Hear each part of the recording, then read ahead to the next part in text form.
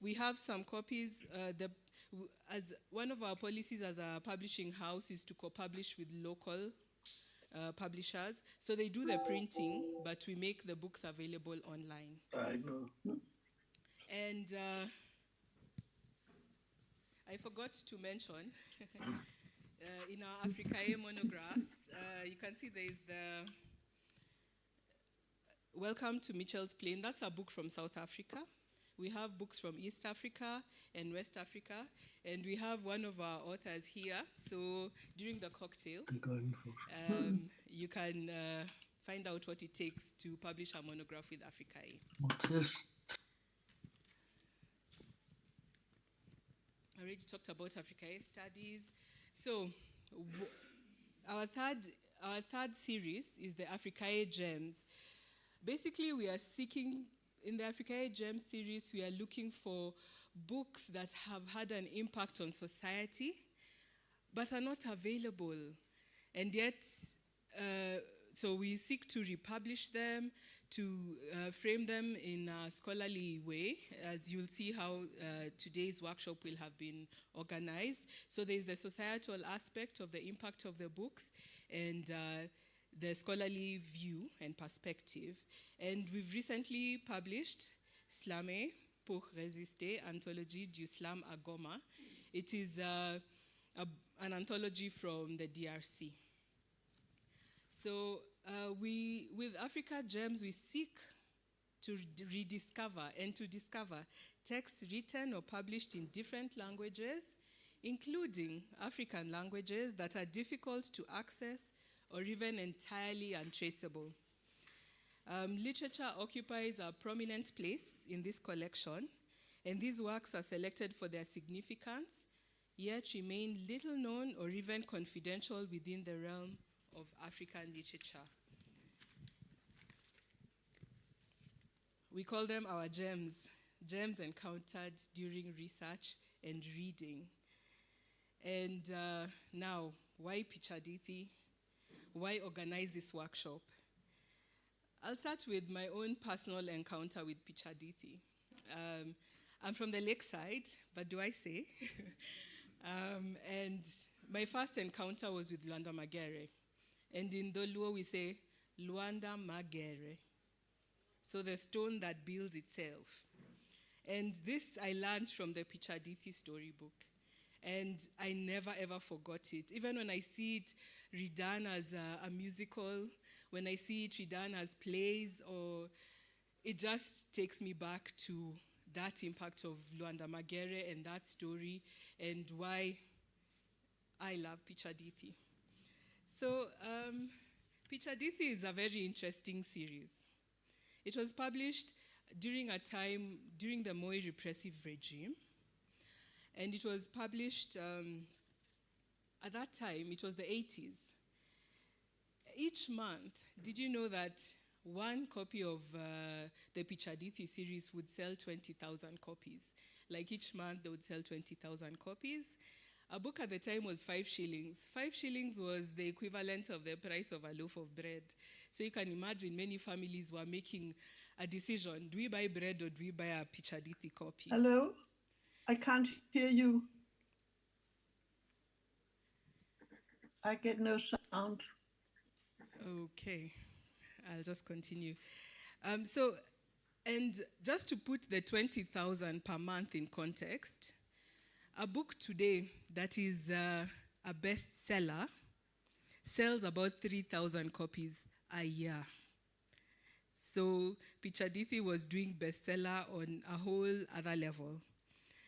And as Charles has told you, now if you want to buy any like the most popular second-hand copies of Pichadithi, if you go on eBay right now, you'll find them at $1,600. This is, of course, way above what most people can afford for a book.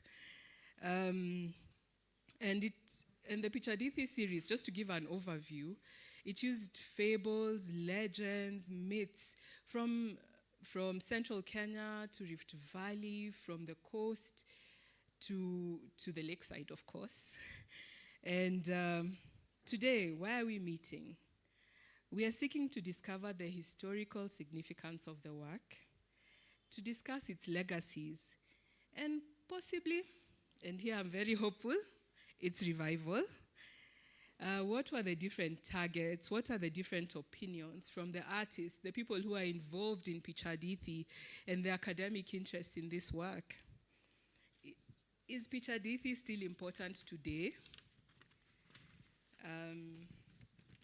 And what does its future look like? Well, I hope we'll be able to uncover this and more. And I cannot leave the stage without saying a big thank you to Alliance Française and the people of Alliance Française who've been very cooperative, and to Msani Kimani and his team at Reveal Comics Conversations, because this workshop wouldn't be without their collaboration. Thank you. Rosbel, which is your county? So you're Nyalego? Nyabondo. Let's clap for Nyabondo. Nyabondo means daughter of Bondo, isn't it? And you know what Bondo means in this country, isn't it? Let's clap for her again one more time. Thank you so much. Thank you. Then have a seat. So very, very grateful. That history was important.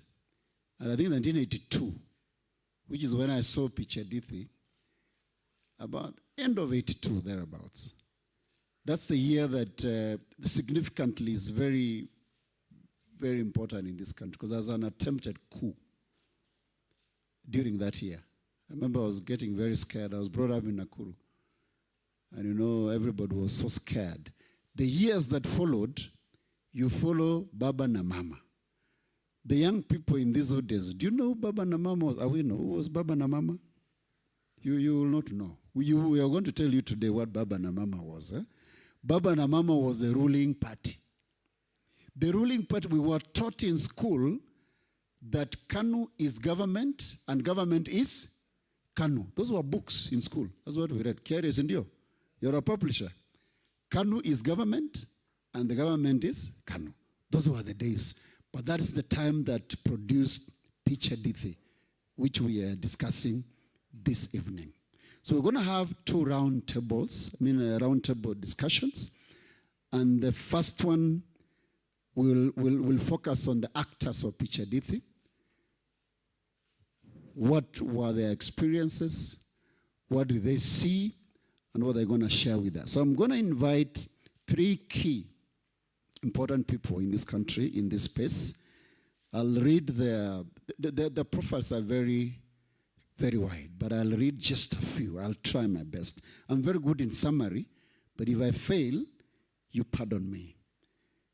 He's the CEO, East African Educational Publishers, which is a leading publisher in East Africa.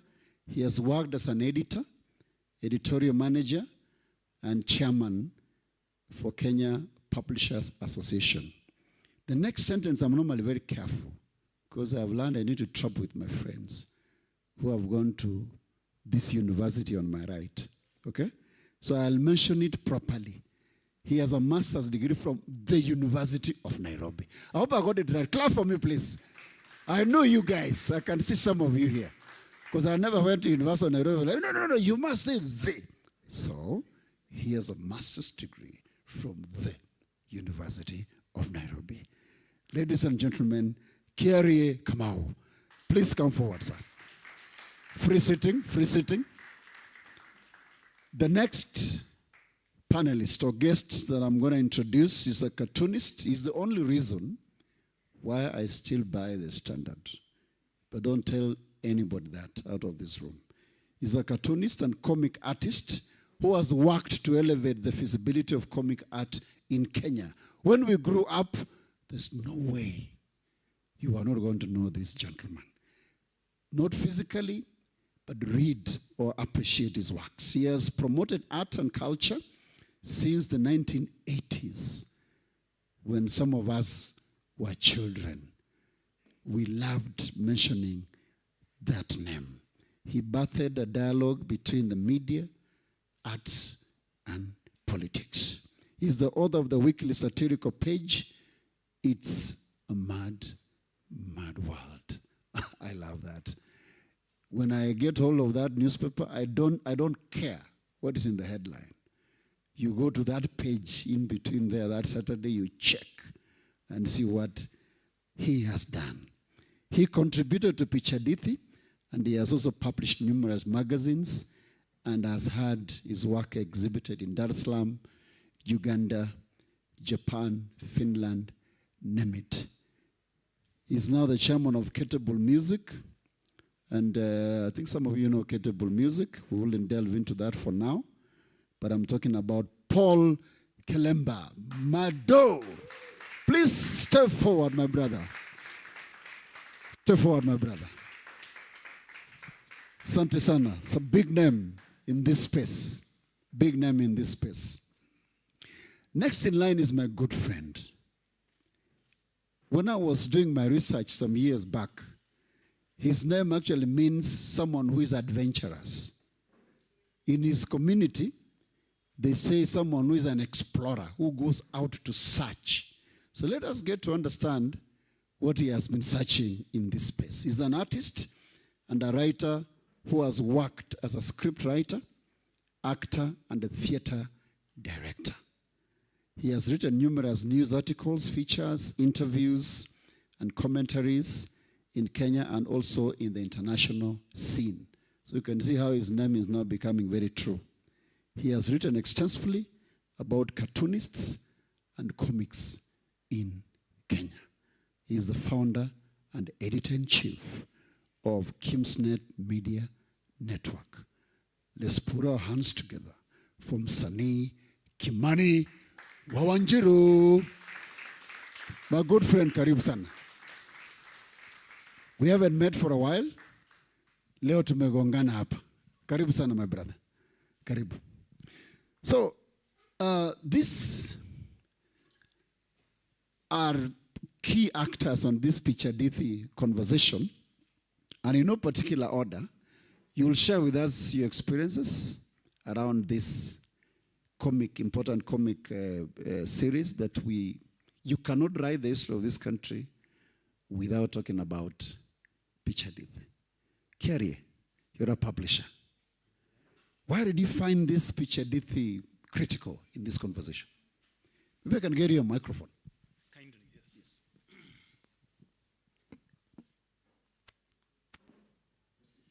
Thank you very much. Maybe let me first say that I'm glad to be seated next to Mado.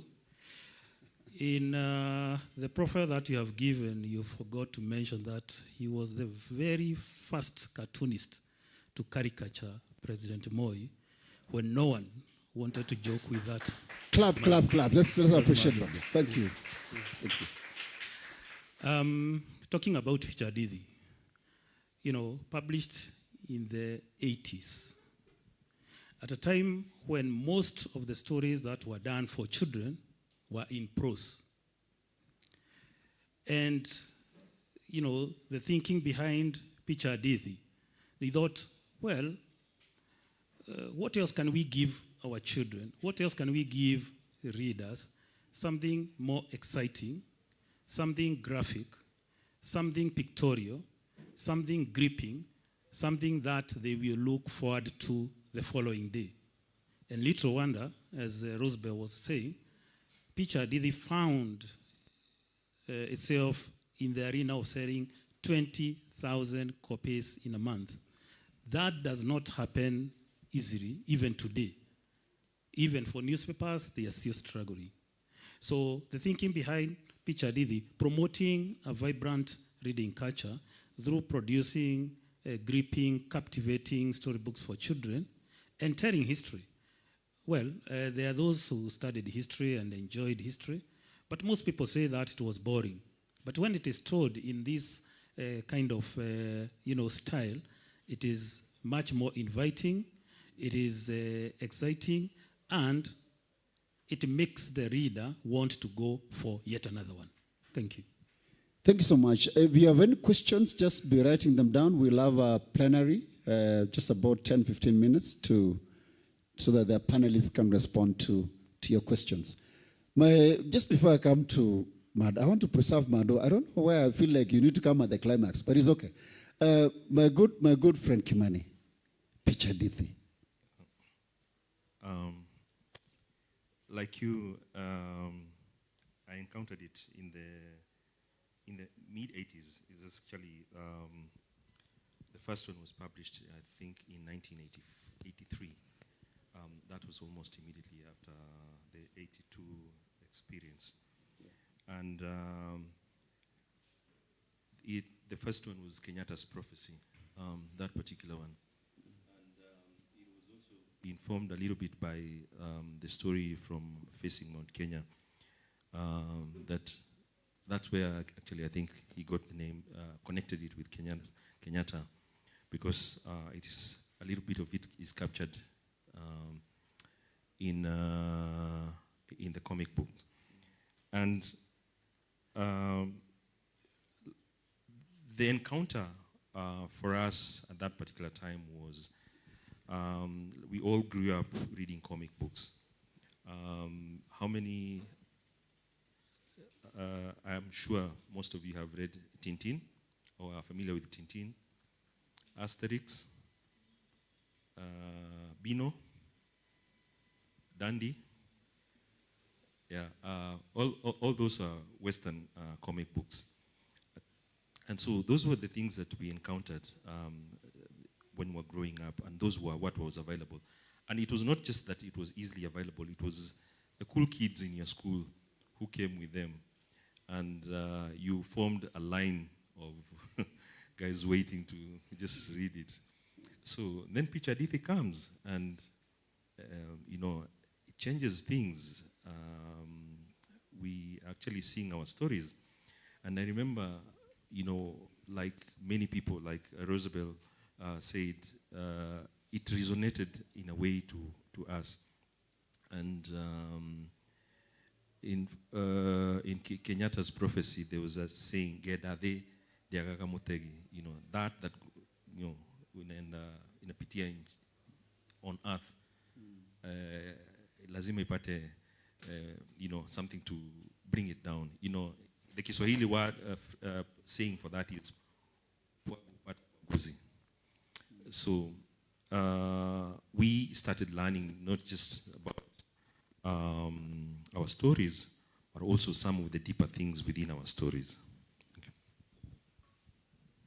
That's really interesting. Mado, where did your paths cross, Pichadithi and your line of profession? To begin with, I'm a natural storyteller. It runs in the family. We like sitting down, telling stories. My mom was a very good storyteller. My father was an artist, though he didn't really practice. So this was natural when I came on board to produce at least one edition. But before we go there, Jason, you mentioned that you stopped being an artist. Actually, you don't stop.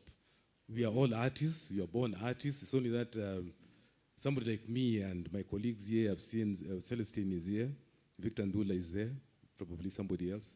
It's only that we perfected this thing. Otherwise, by having our brains wired to our hands. So whatever you imagine, you can translate that to a drawing on a piece of paper or a tab. I'm still struggling with papers. Celestine dazzles me with what she does on a tablet. Anyway, you also did not mention my education credentials, that I'm envious of Kiari here. But you're safe, because there's actually nobody that any of you have met who went to school with me. Yeah, it just happened that way. Is that true?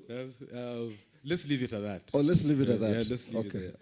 Anyway, many thanks for the invite. As I was saying, I've been doing comics ever since I was a very young fellow. Like Kim has mentioned, we were exposed to lots of stuff from the West. Like what he has mentioned, there's so much of it. The Binos, the Dandies, the Bizas, and so on. Asterix, of course, and Tintin. But the one that I really admired was Modesty Blaze. I wasn't actually a cartoonist, by the way. I used to do real life characters in comics. And Modesty Blaze, which ran in the Sunday Nation for many, many years, written by a guy called Peter O'Donnell. He was a very good writer, fantastic writer. The comic series was illustrated by 2 or 3 different artists, but the main one was a guy from Spain who did not even speak English. So he was just given instructions and he drew. So I was inspired by that highly. I copied that and whatever. So when I got into this trade, it was natural that Cool Baku, the publisher of Pichadithi series, approached me through another artist, the late Franco Doi, who was already doing, we had taken over from Terry Hurst. Terry Hurst is the one who produced that very first one, the Kenyatta Prophecies. He's a guy, again, us older generation cartoonists really relied on because he inspired us, he opened our eyes. He came here from England in the mid-60s, and for some reason of his own, captured the art of drawing Africans. And you will look at that because we're actually busy drawing characters with Caucasian features.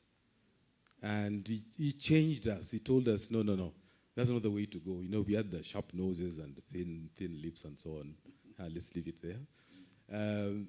He had a way of capturing his characters. You know, the administration chief out there in the villages chasing chicken over unpaid taxes and so on. Those stories were remarkable. He came together with the late academic Hilary Ngweno to produce the magazine series Joe. Joe was produced from the early 70s, if I remember. Yes. You know, you've been researching a lot. Yeah, somewhere in the early 70s, and it was full of comics, written articles, photographs, puzzles, all these things. Again, that was fodder for us young artists in the 1970s. So I told myself that I'm going to get there one day. By the time Joe magazine was fading, and again, it had very, very great numbers in terms of sales. They were actually great. At that time, there's a vibrant publishing industry in this country.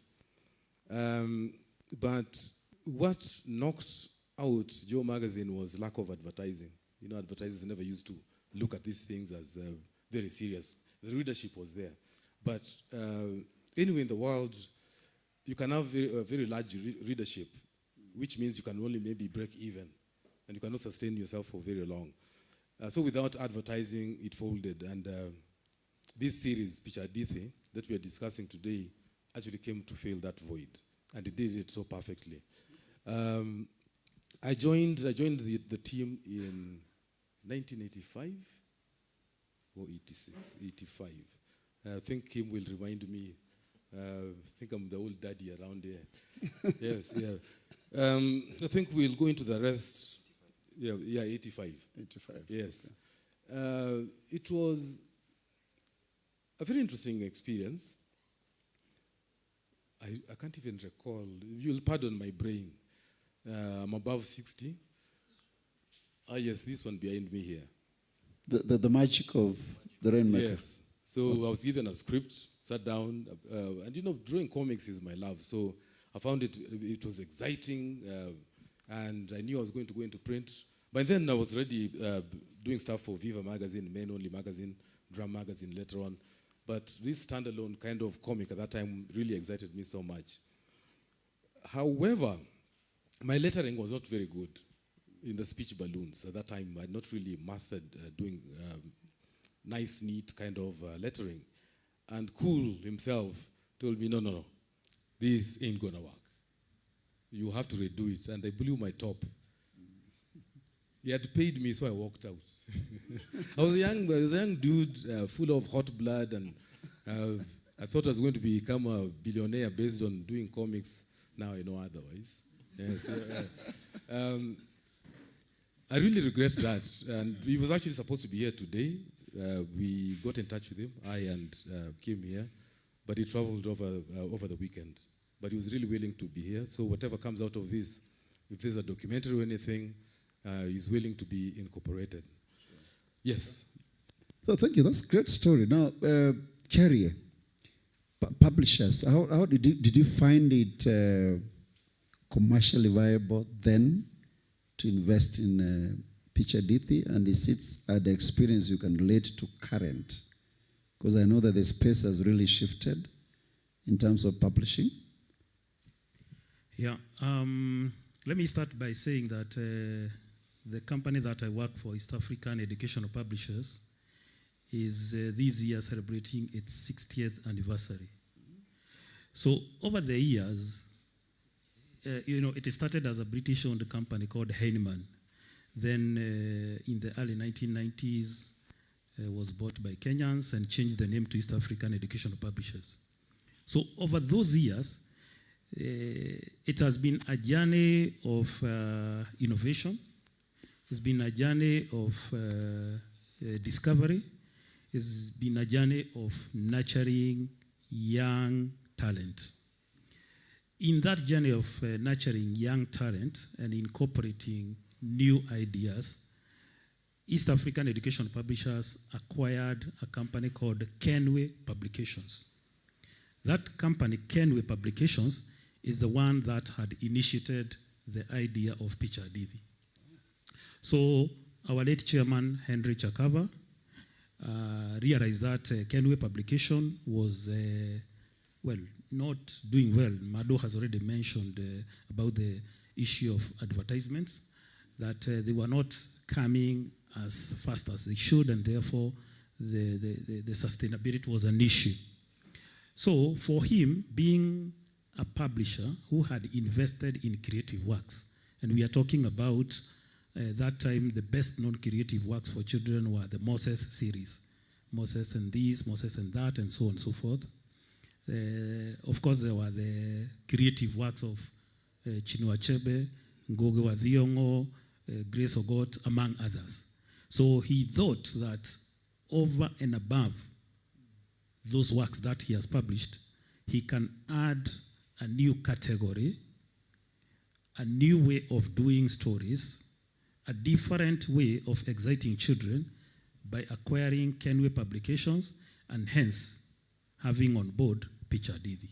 So that is how East African Educational Publishers got Pichadithi on board. Okay. Now, the way book publishers operate is completely different from the way newspaper publishers operate. For newspapers, the revenues usually come from advertisements. But book publishers do not sell advertising space. They depend on the sales of the specific books. So he thought, can we change the model from that model adopted by Kenway to a model of marketing, publicizing, and selling Pichadithi and generating revenue in order to be able to publish even more. In terms of the success story, that's a story for another day or maybe another hour.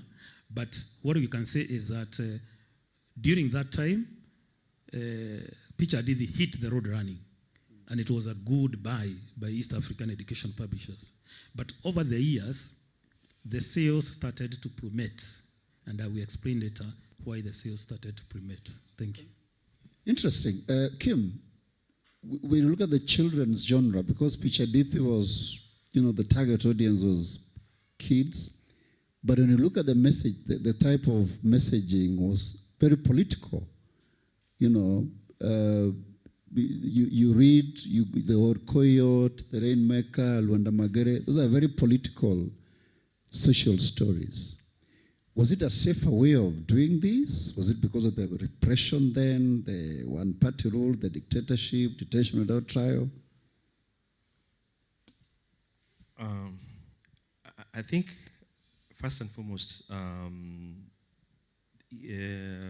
he founded it, Terry Hurst, went out to tell Kenyan stories.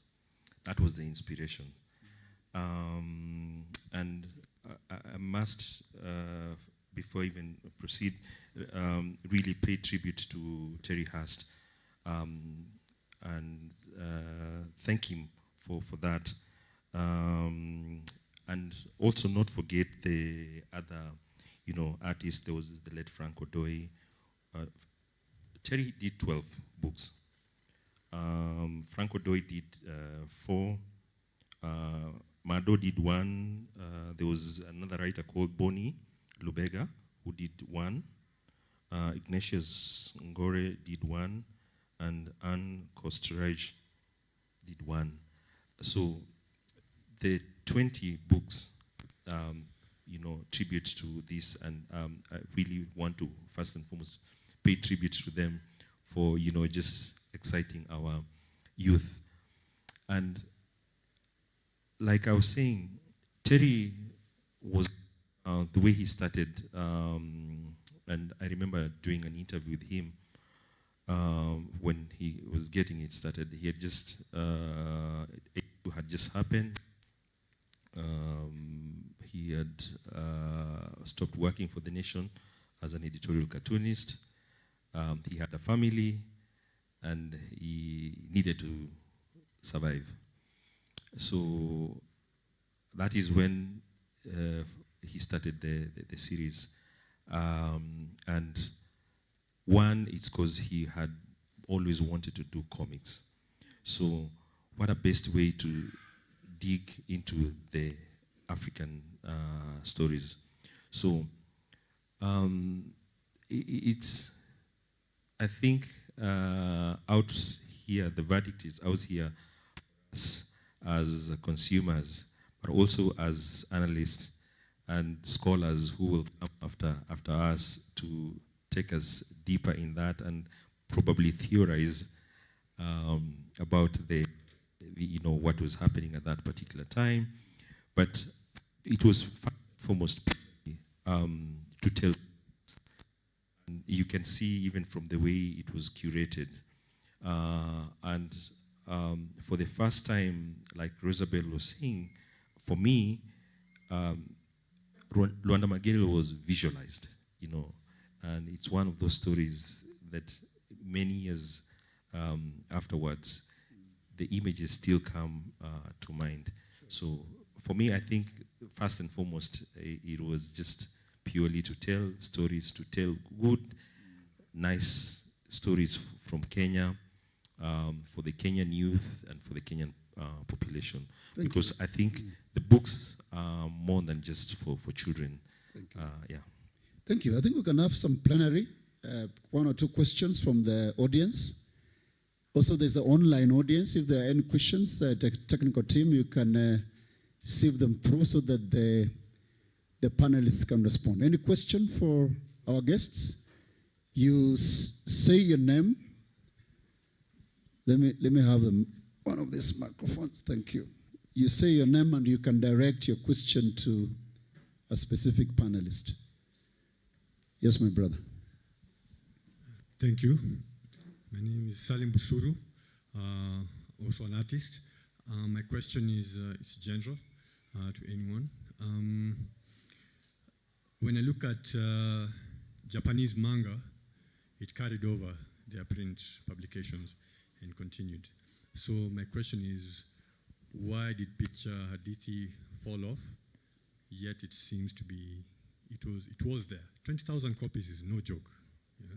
So for it to simply fall off and not even transition to digital, if that would be the excuse, like I would just like to understand why that happened.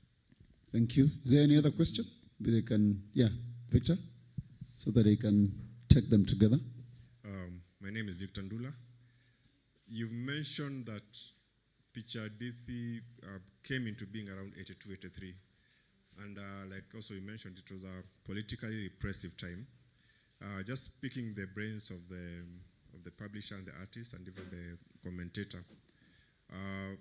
Did you have, they say that a lot of good art comes around when there's a lot of oppression because people need to find out of expressing themselves. What was the atmosphere then when you were trying something new and there was a lot of, the government was Baba and Mama, like it has just been mentioned. Thank you very much. Thank you. Any other? We can take those two. Yes, there's a question. There's a question.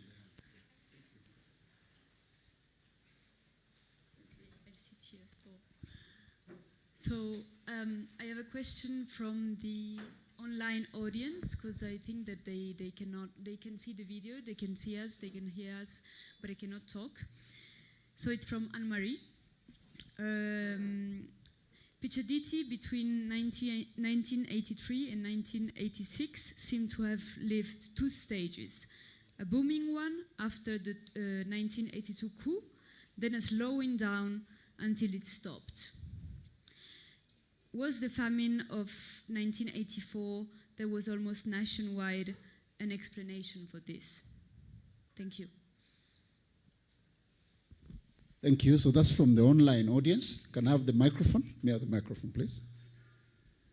So maybe, Kiere, you can give it a go, then Mado can pick it, and my brother, Kim. Yeah, I will start with that question that has mentioned the Japanese manga, because it's good you've mentioned that. I have a presentation, I don't know whether later it will be projected, and I have mentioned about Japanese manga. I think here we are talking about culture, a culture that has grown over the years, a culture of voracious readers. You know, the videos that we see of the Japanese, even when they are waiting for buses, waiting for trains in the park, virtually all of them are reading something. And most of them, what they are reading are these Japanese manga. They love reading, they are voracious readers, and they have a very solid, vibrant reading culture. That is one area that in Kenya still is work in progress. We cannot say that it's so bad, because we also know what's happening in other African countries and even beyond. But I would rate the plummeting of sales of Pichadithi to also the plummeting of a vibrant reading culture. Secondly, the lack of speed in innovation to transform Pichadithi into other formats so that they can resonate with the new generation. Pichadithi, when they were done in the 80s, they were done on the paper which is called newsprint, the paper that is used to do newspapers. It doesn't last for long, and it can tear very easily. Because they were quick reads, then another one comes, quick read, another one comes, quick read. But if innovation came into play, and they were transformed into digital works and other forms, including but not limited to documentaries and so on and so forth, perhaps they could have lasted longer. But then that is why we are here, because I know Kim here, I know Rosebell have got great ideas of reviving Pichadithi, and also others, not just Pichadithi. I want to mention here that over and above Pichadithi, we've also done, as East African Dictionary Publishers, other comics. And there is work in progress. I was asking Kim whether you invited Kam, Babu. Kam moved to Nakuru, so I see. Yes. A logistical. I see. You'll be happy to note that Babu, the cartoon strip by James Kamawera, will be out very soon in form of a book. It's been work in progress for the last 3 years, back and forth, back and forth, back and forth. Okay. As well as Frank Odoi's work, Akokan, and other storybooks for children, still done in cartoon form, are selling here in Kenya and in the Eastern African region. So there is a potential in this space of comics. Thank you. Thank you. Mado, do you think the environment in the 80s at that time is the one that gave birth to Pichadithi? Or was it just a natural artistic work? Because there was that question, the environment. That was from Victor. Yes, it was actually, the period at that time was conducive to these kind of stories at the time. There was quite some interest in what was being produced at the time. Allow me just to mention very quickly that the drawback has always been our kind of culture, where older people found it pretty uncomfortable reading comics. They were associated with kids. So their parents would buy comics for their kids and so on, and they may also read them themselves, maybe not in public. As Kiari says, comics are read on public transport and so on. This is also illustrated in the comics that we were bought as young people, were bought by our parents, older siblings, who ended up reading them, but not openly. I shall mention the comic series Asterix. Asterix can be read by children, but the political content shall not be understood by them. It's understood by the older reader. So you find that you'll read, one will read, especially out there in the West, you'll read Tintin as a kid, or Asterix, then read it again as an adult, and enjoy it just as equally. At that time, as a kid, you'll enjoy Asterix bashing up the Romans and so on. But later on, you see the political implication within it. This small village somewhere in Gaul, France, taking on the Roman Empire and so on. Anyway, so at that time, we could tell those stories comfortably. Political innuendo in them was very subtle. It was not that open. Remember that time, there's no publisher who would come out to dare openly criticize the KANU government, from Jomo Kenyatta to Daniel Arap Moi. That was kind of just whispered here and there, so it wasn't really out. But however, you could see in some of the stories, especially stories that talk about chiefs, African chiefs, but I like to call them kings because they were kings here and there, how they handled their own communities and so on. We could see a reflection of what was going on at the national level. However, through the 1980s, as that was going on, readership, to me, started dwindling because of various factors. Like what I've mentioned about parents being aloof, about reading comics. That generation that read comics at that time, outgrowing them and going into other areas of interest in terms of reading pleasure and so on. And then by 1982, repression set in, where it was very difficult to even just in public say, how is Moi? Where is Moi today? You have to say, where is His Excellency, the president today? Just saying Moi. I was in pubs then, those many years ago, and you just mentioned that Moi, then the bar goes quiet.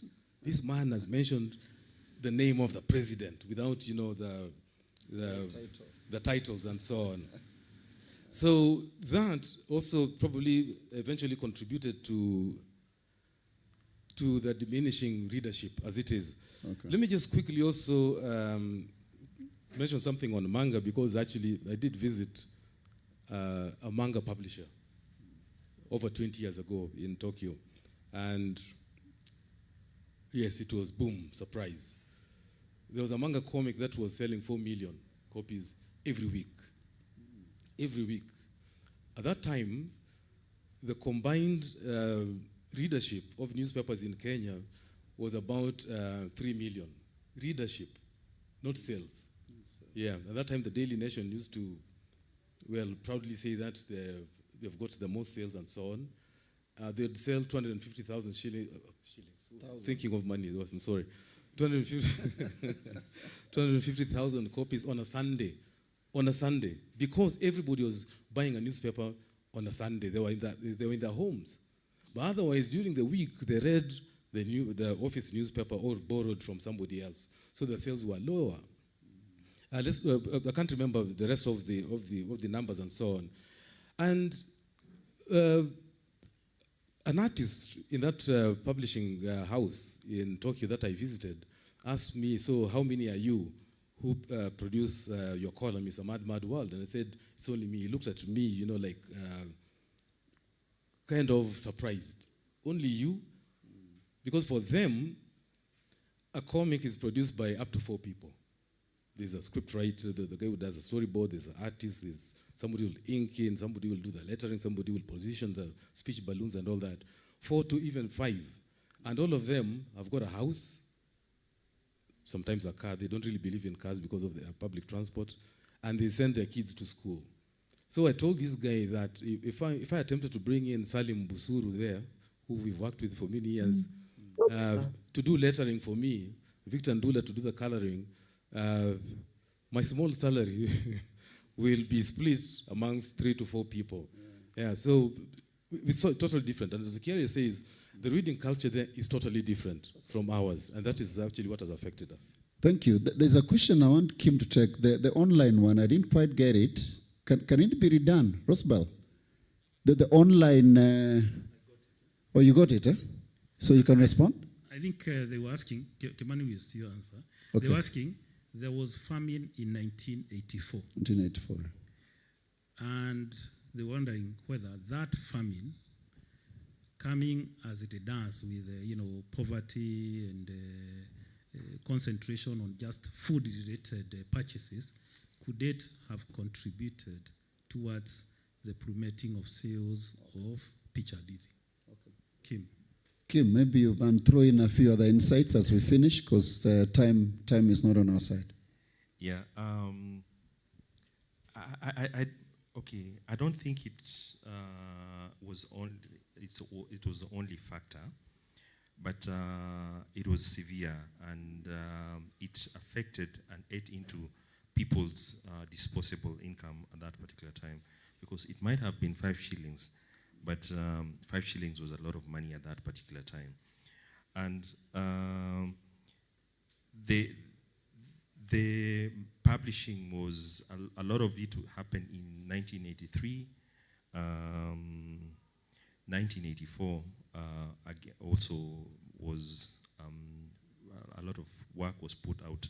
So it's probably just a mixture. And it went on until, because the last copy was, which is the Miracles of Rokoyot, was published in 1986.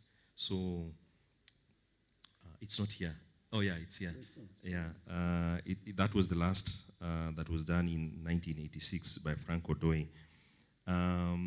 So it probably had an impact, but not a big one or you probably can say that is when the rain started beating it in terms of declining sales. But just to chip in a little bit in terms of, there's a lot of talks about manga and the reading culture. I think even in Kenya, perhaps, and this is could be a research question for researchers, the love for comics and related reading was there. Because, like Mado said, there was Joe Magazine, and Joe Magazine had both visuals, readers, and in fact, like writers like Sam Kahiga cut their teeth writing for Joe Magazine, and so many others. And like it was said, it sold. Then there was, there's Italian word for it that describes it. It's called, I think, the fumetto, which is a kind of comic that uses pictures, real pictures. And there was a hit. There was one that was in the continent. This was, continental, because it was being published by the South African drum publishers. But it had sales in Kenya, East Africa, and even West Africa. It's called African Film, with a character called Lance Spearman. It was a comic in its own, but like I said, one that uses pictures. And again, that one also, was doing so well. They had sales of over 500,000, 500,000 during that particular time. So there was an interest. And when that went, again, declined and went off, there there were a few others, Son of Samson, Big Ben of London, and so on, that used the same format. But again, declined, and then this one came. So, like I said, the interest has been there. So the question, and it can make financial sense. Okay. Yeah. So the question perhaps that we could explore is that how do we take those lessons of those circulations, and even like this one was supplemented. What KK was saying in terms of there were ads that were running. There were ads of Treetop and Kimbo and Cowboy at the back of the books, and perhaps that helped in terms of helping The production. and bring the cost down. Yeah. So what are the lessons that can be gained from there, and how can they relate to the way we can move forward with comics? Thank you. Just one line. Any burning one? Then Just one line, if I may add on that. Thank you. But just very quickly, another contributing factor to the diminishing publication of comics at that time was, as the readership reduced, now comic publishers did not have any other avenues. It was print, and that was it. There was nowhere to run to. We are now experiencing quite a revival, which is, I'm tremendously happy. And it's because now the other avenues are here, and those are the digital platforms. Oh, sure. That's interesting, because I also remember, I'm sure you know XYZ, the TV show that Gado did, and it was quite a hit. I remember those days. They turning the print cartoons as we know them into audiovisual series, and it was quite a hit. So the young people in the audience, be creative. That's where we need to go to now. Now, any other burning one? Because before I close this session, we have another session coming with the three more panelists who are already in the house. Just a burning one, because I don't want anyone to leave here burning. It's not very good. It's not very good. No, who is burning? 2 hands. Yes, this was my student.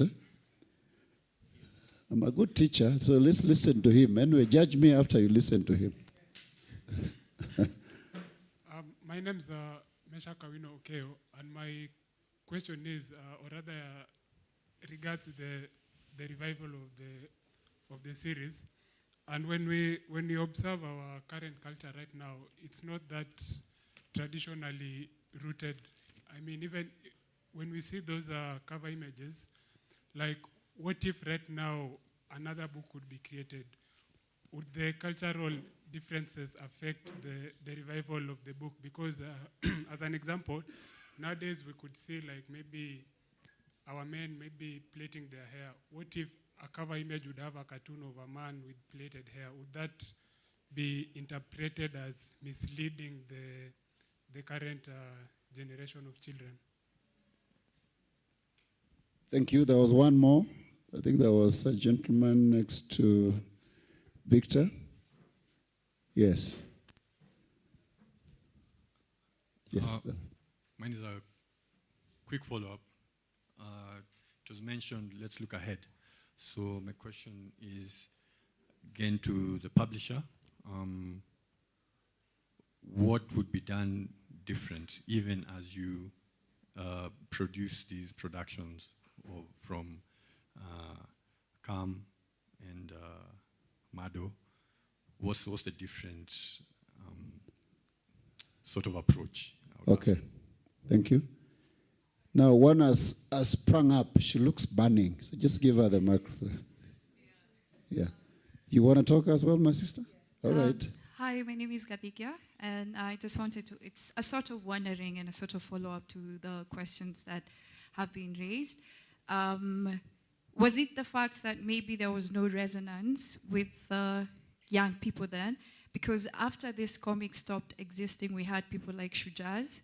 We had, what was the other one? We had Super Strikers. It found resonance, but at some point it stopped being produced because I guess, the age group changed and people were interested in another thing. Maybe was it the reason why it stopped, and not just because we don't necessarily not read anymore, but maybe just that transition to another generation. Thank you. Thank you, Gadiya. Then bring it across here, my sister. Yes. She'll be the last one for this session. Okay. Thank you. My name is Celestine Wamiru. Mine is more like a comment because I think I'm one of the people in the room who's a real product of Pichadithi. I grew up in the village. We had no access to any other comics, and my parents luckily had a subscription to Pichadithi. And I am an artist now because of Pichadithi. Let's clap for her. Let's clap for her. That's a good story. Yeah. And I remember in 2020, July, I actually even reserved a Facebook page called Pichadithi Niyangu. So mkitaka, you'll talk to me nicely. Because I had the dream to also revive this in one way or another. But just to add on that, I think my final comment or food for thought would be, what's the relationship between the publishers and the artists? Because there has been a lot of gatekeeping in the publishing world where artists are not considered authors, and therefore they kind of get the breadcrumbs of the production, and then it's not sustainable. So what's the relationship of the artists and the publishers in a way that will make this grow going forward? And just to also give a small comment about what my brother here said about changing cultures and guys with braided hair, for example. Pichadithi was mostly historical stories. Like if you can see the Miracles of Okoyot, we have characters there in animal skins, and it was in the 80s, we were wearing clothes. So, but we related because of the essence of the story.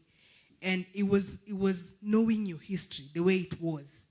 So if we have a generation that's interested in knowing what are my roots, where did we come from, then the issues of how people dress nowadays, what they listen to, what they like, does not arise. It is documentation of history. So I think those are my many comments. Thank you very much. Maybe we can just take them in no particular order. Kim, you want to start? Yeah, very quickly, because we are running out of time. I'll give you like 2 minutes each. You respond to whichever one that you feel you can. No, I was saying let them start so that I can. So it's okay. It's okay. Carrie, there's a lot of questions about publishing. What she has already said, I've heard about it in very many forums. The relationship between, the artists and the publisher. Then there was a question about what will you do differently if you were to pick this up one more time. Those two. Let me start with the first question. In terms of if they were to be done today, what would be different? And he has mentioned about, young men plaiting their hair, maybe even, using certain kind of jewelry and so on and so forth. What would happen is what we call repurposing. Artists do repurpose a work. And once they repurpose, then the work of the publisher is to go out there and do research and establish whether that work will resonate with the target audience. And also do some piloting. If they reject, it's just like what we did as a country in terms of constitution. You ask the people, is this what you want? If they don't like it, then the publisher will not proceed and publish because it will not resonate with the readers. With regard, the others which are related to publishers, but I would like also my colleagues to say something, but I would just jump to the one of the relationship between artists and publishers. It is twofold. One, for a book to be done, it needs to have an author, needs to have an artist, needs to have a publisher, and of course others in that chain. But there are times when the artist is also the author. So when the artist is also the author, there is no issue. The artist gains the royalties 100% as the author and the artist. But where the artist is just stepping in to add value to a work that has been written by another author, then there is a conversation that happens. The artist is asked, do you want to be part of the royalty sharing, or do you want to be paid as a one-off? More often than not, they go for the payment as a one-off because they think that the royalty is something that is not, you're not very sure whether next year it will be there, 5 years later it will be there. But what we want to assure this audience, and I'm happy that Mado is here, he knows his late buddy, Frank Odoi. Frank Odoi published quite a number of storybooks for children with East African educational publishers, as well as with Oxford University Press. He also published his comic strip, Akokan. He died a few years back, I don't know whether it's 10 years ago. Yeah, he died in 2012.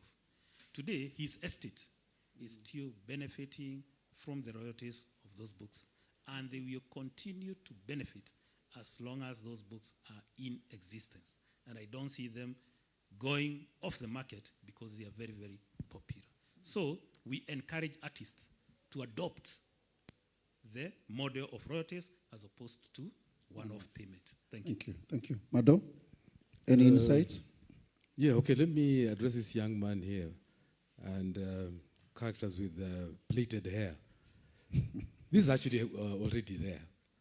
If you've been following the Nairobi comic publishing world, which is largely digital, of course, yes, those people are there. Things have changed that much. It has changed from the days of these publications here. And as Celestine said, these were actually just illustrated documentaries, a little dramatized and so on. But today, but I see those characters. Actually, they do exist. They are there. Okay. Yeah. That's fine. Kim? A quick one on the issue of, the future, looking into the future. I see it two ways. One, that this can be reissued with the art form that they have and in the original way as collector's items. And that happens all over the world. Next month,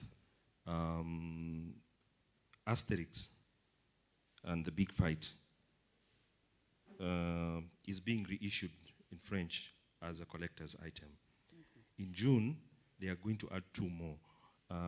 Asterix in Switzerland and Asterix and the Banquet as collector's items in French, in their original way, so format. So that can be done with this one. But if you also look at the format that was used and the thinking behind even Terry Hurst putting this together, and even using many artists, was that it acts as an inspiration towards creating more and inviting more artists. So it is an open invitation moving forward, even for the new younger generation, that you can draw inspiration to this kind of materials. Because take just myth across the continent. You can do books for the next 2-3 years. Take legends, heroes, tricksters, tongue twisters. Just based on that alone, there is so much content for it, and it can be done in the way that then like Kerry is saying, that then will resonate and draw relevance to the next generation. So there are lessons to be learned from this, and that can be used to carry it forward. But last thing that I also see on the significance of even reissuing it, whether we'll do it, it will be done as compilations, because there are 20 books, so book 1 has 1 to 5, then like that as collectors and with a premium on it, is that students and Kenyans will have a reference point moving into the future. Like Charles began by saying, if you go to eBay right now, where is the Kenyatta's Prophecy is available, it is retailing at 1,600 USD. in the country, if you go to the National Library or to the archives, you will not find it. So what does that say about our archiving and documenting our national intangible resources? Yeah. Okay. You can only read it probably in hard copy in Ohio University, where they have a library that collects comics from all over the world. Yeah. So what can we do as a country to make sure that even this natural resource is available for posterity? Thank you. Thank you. There's just one more thing, Kerry, I wanted to mention. That's also Gadigia's question about when the sales for Pichadithi went down, but we still had other products like Shujaz, and I think there was a couple of others, which did fairly well. So I think food for thought in terms of creativity around that. But maybe just a second, why do you think, Shujaz has been there for a while and they've done fairly well? I think it's due to innovation. Look at even what is happening on the digital space today. Something new comes, it captivates and captures the attention of everyone. After a short while, another one comes. Right now, TikTok is on top. And who knows, somebody will come up very soon with another innovation, sweeps, of TikTok. People start talking about something else and so on and so forth. So I would say it's a good thing, because innovation means every time, every year, new things are coming. People are adopting new creativity, and they are resonating with what is current. If I may just add, just last thing on what Shujaz and 5 seconds. Yes. Thank you. If you look at even for Shujaz and Super Strikers, it kind of fits within the cycle that has been happening with comics in this country. Super Strikers came. It is originally from South Africa. There was a franchise to publish it in Kenya with The Nation. And then did its cycle, boardroom politics, then it vanished. And then it was bought off by a Malaysian company that now did away with the comics and went into animation. So as an animation stories, it's run up to season 9. And you can even see it on YouTube. It's there. So there is that kind of cycle that has been coming and going. But for Shujaz also, why it has continued to, it's still relevant also. It's in the kind of stories and the characters that are articulated in it. And the stories, ni stories za mtaa, ni jamaa wetu, the stories still resonate and are very relevant.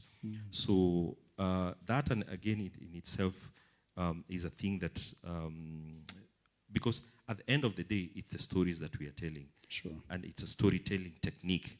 So what stories are we going to be telling? And how relevant are they Yes. to the audience? Thank you so much. Let's give a round of applause for our panel. Thank you so much.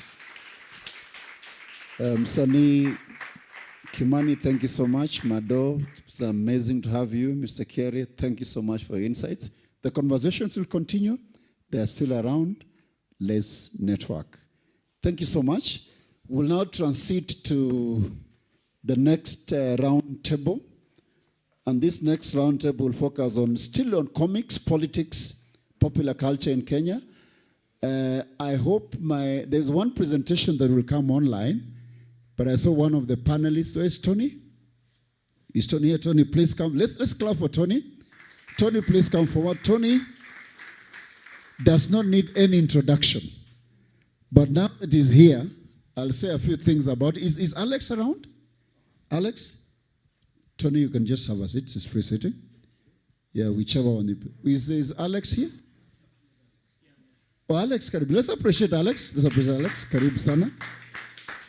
And we're also going to have our one presentation, I think, online. We'll be guided accordingly. Alex, I want you to take a seat. Podil. I hope Podil is ready. She'll give us a presentation from Denmark. We'll give her the chance when her time comes. Presentation from Denmark. We'll give her the chance when her time comes. Thank you very much.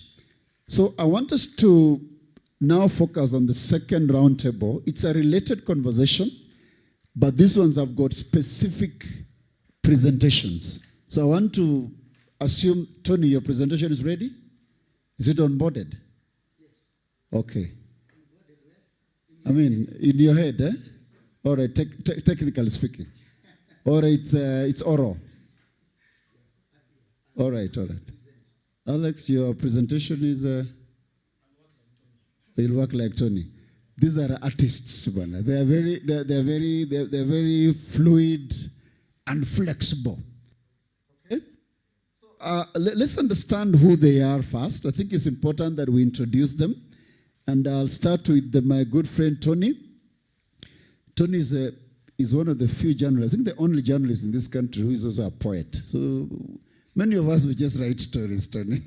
But Tony is a poet, but he's a journalist of many years' experience. He writes with the Nation Media Group, and he writes about modern Kenyan society with a unique blend of humor, satire, and social critique. Those of you who follow his columns, especially weekend columns, is quite a thing. His work as a journalist has seen him contribute to several Kenyan newspapers and magazines, ranging from current affairs to cultural criticism. Today, he's going to talk to us about on Pichadithi. He's now calling it Pichadithi and the deja vu of the 1982 in Kasongo land. I saw that Kasongo, then I smiled. Let's clap for Tony Mochama. Tony Mochama.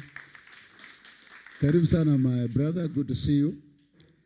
Alex Nelungo Wanjala is a senior lecturer, Department of Literature and Sub-Department of French at the University of Nairobi. He's graduated with a PhD. So, please, So speak in low tones, guys. So he's graduated with a PhD in French and comparative literature. When I grow up, I want to be like you, okay? From universities Sorbonne Nouvelle, and his areas of specialization include African literature in French and English expression, post-colonial studies, cultural studies, and also gender studies. He's the chairman of the East African Association for Commonwealth Literature and Language Studies. So this evening, Alex is here to talk to us about the pictorial narration of Kenyan culture and history, Terry Hurst's Pichadithi series. So he's going to give us that intellectual analysis of Pichadithi. Let's appreciate Alex Anthony. Ladies and gentlemen, we also have, when her time comes, Podil. Podil is, I think, logged in from Denmark. Podil Falk Fredriksen is an associate professor emeritus at Roskilde University in Denmark. Her research is on the interface between culture and politics in East and Southern Africa, where she focuses on global popular culture in East and Southern Africa, consumption issues, representation, and the role they play for identities and social practices. Podil studied urban literature and popular culture in Kenya, so she's well-grounded on what happens in this country in terms of discussion this evening, and presented her work on Joe Magazine. You heard the other panelists talking about Joe Magazine. That was way back, I think, in the 70s. And today she's going to present to us something on some forerunners of Pichadithi, Kenya's popular print culture. Let's appreciate Podil when her time comes. Thank you very much. So, do I start with Tony or start with Alex? Do we toss a coin? Yes, let's toss a coin. So let's toss a coin. So let's see between Alex and Tony who goes first. Yes. Okay, heads or tails? Tails, Heads. Okay, who goes first? Okay, fine. There was another coin. So Podil goes first, then Tony, then Alex. Is that okay? Wow. So there was enough virtual coin being tossed. Huh? All right. So Podil, we are ready for you.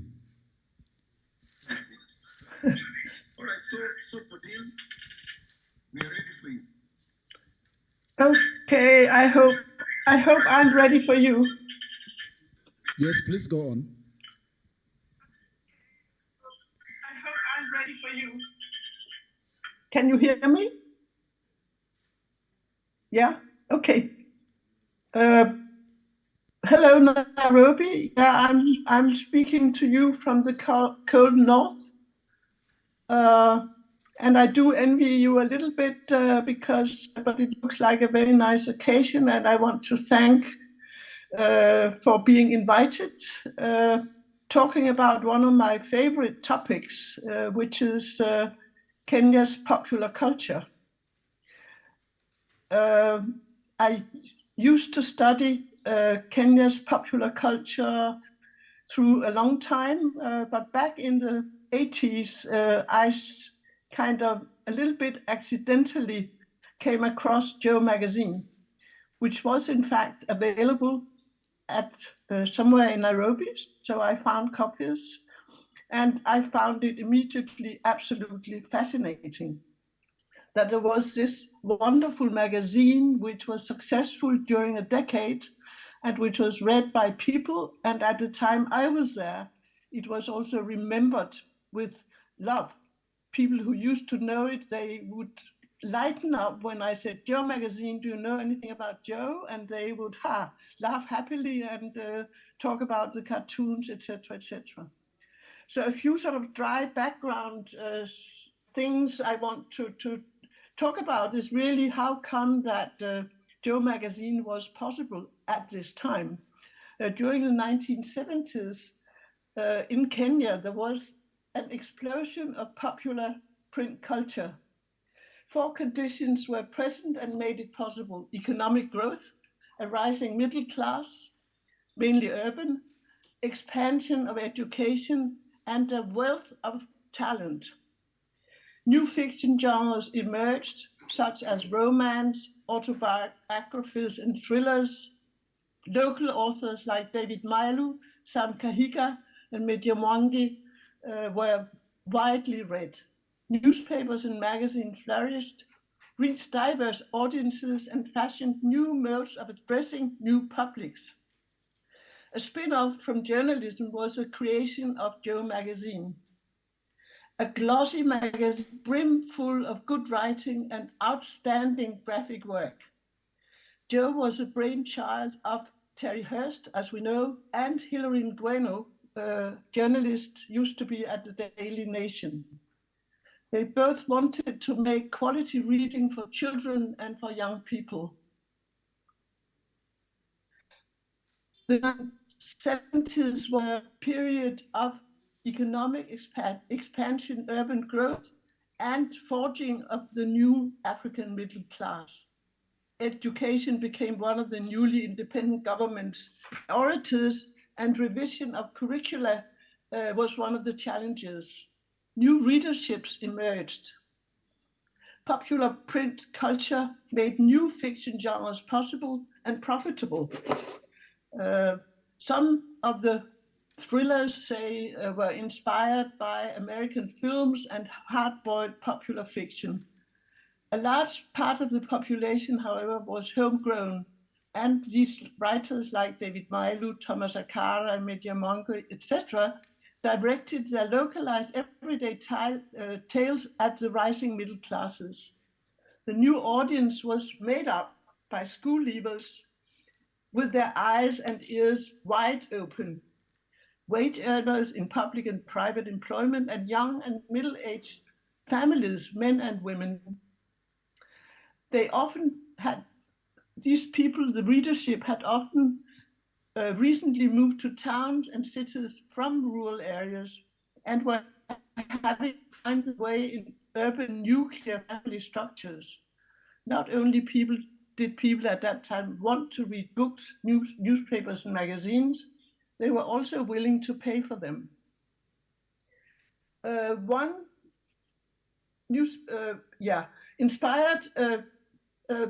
inspired among other sources by popular columns in US newspapers, a new genre of illustrated columns emerged, lightweight and humorous. One that proved popular was With a Light Touch in the Daily Nation by Hilary Ngueno, illustrated by Terry Hurst. The column created the popular figure Joe, a common man, a bit lost in the new realities of fast-paced urban life, kept in tight reins by his wife and reacting with common sense and humor. This figure may have been inspired by Mr. Drum. We've talked about, or I heard talk about Drum magazine earlier, which was a great inspiration. So this Joe figure may have been inspired by Mr. Drum, who walked around in the townships of South Africa back in the 50s and 60s.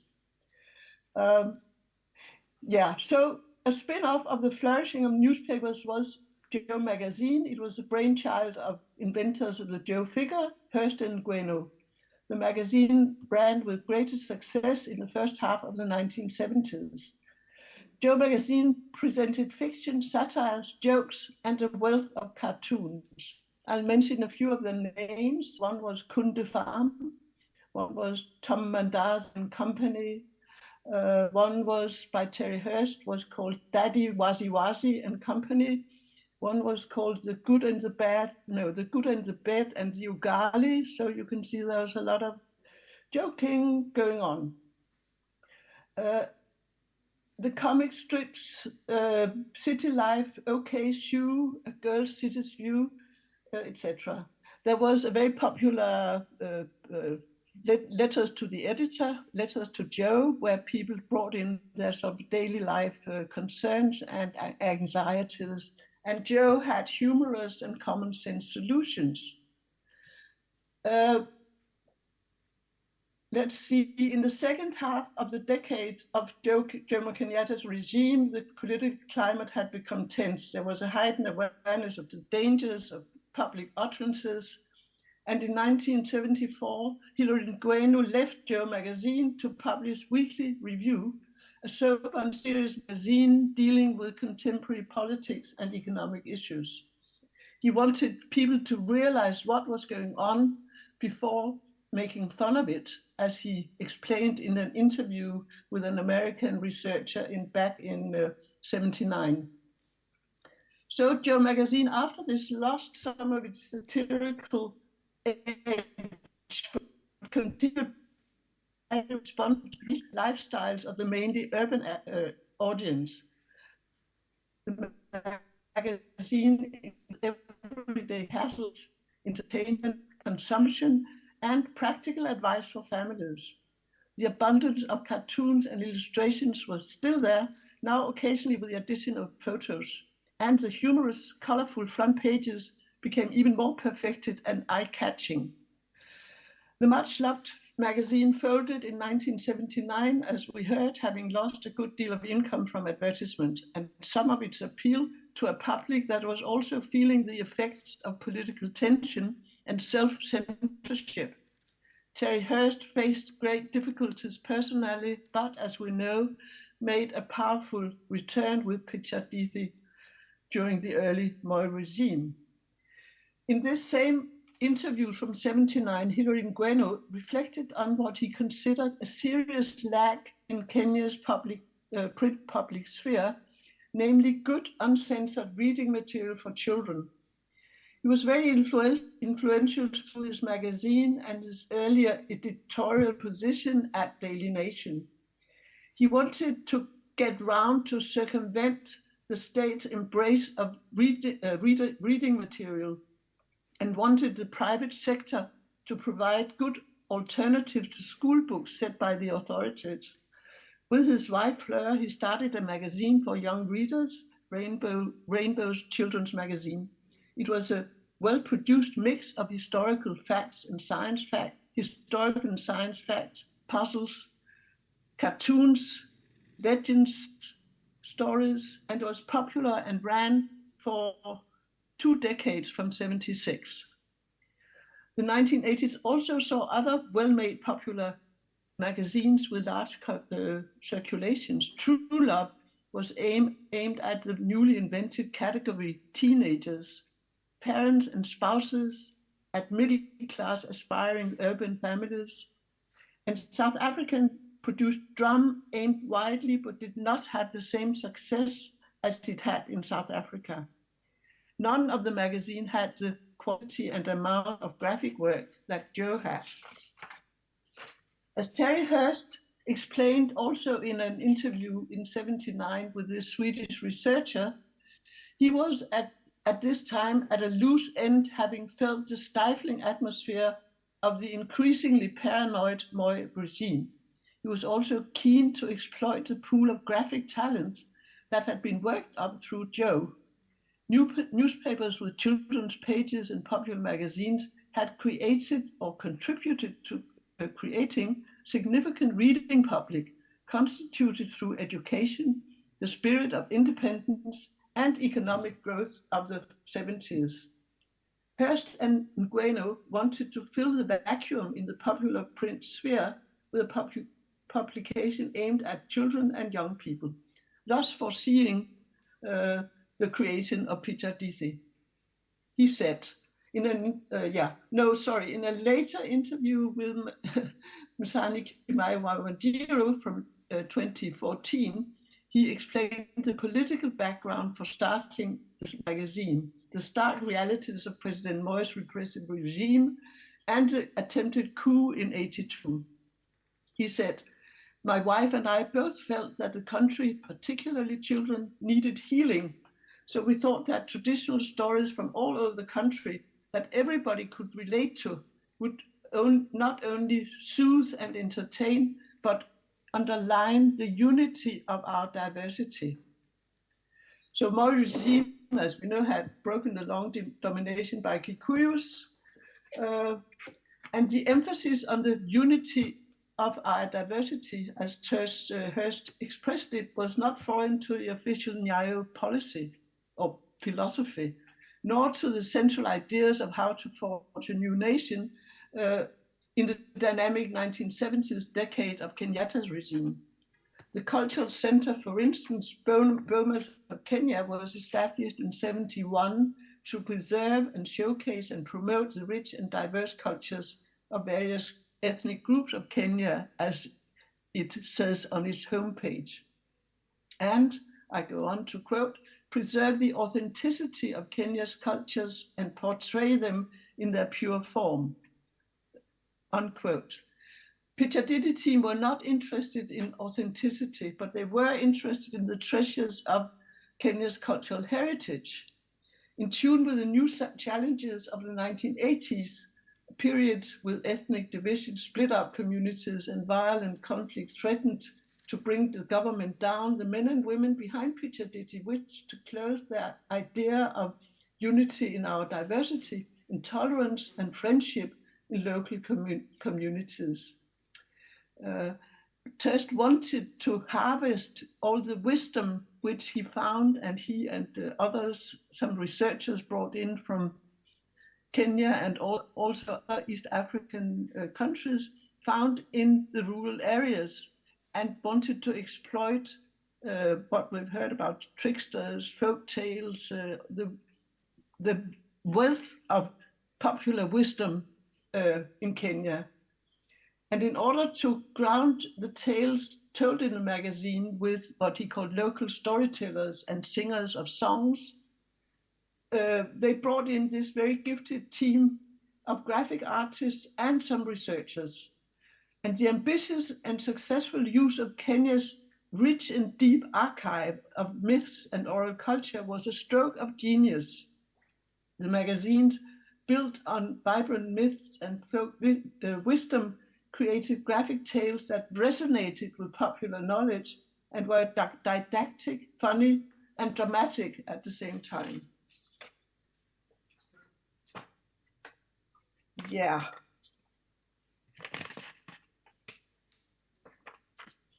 Just a sec. I suppose, I mean, the heading of this seminar is What Heritage? what history for which heritage?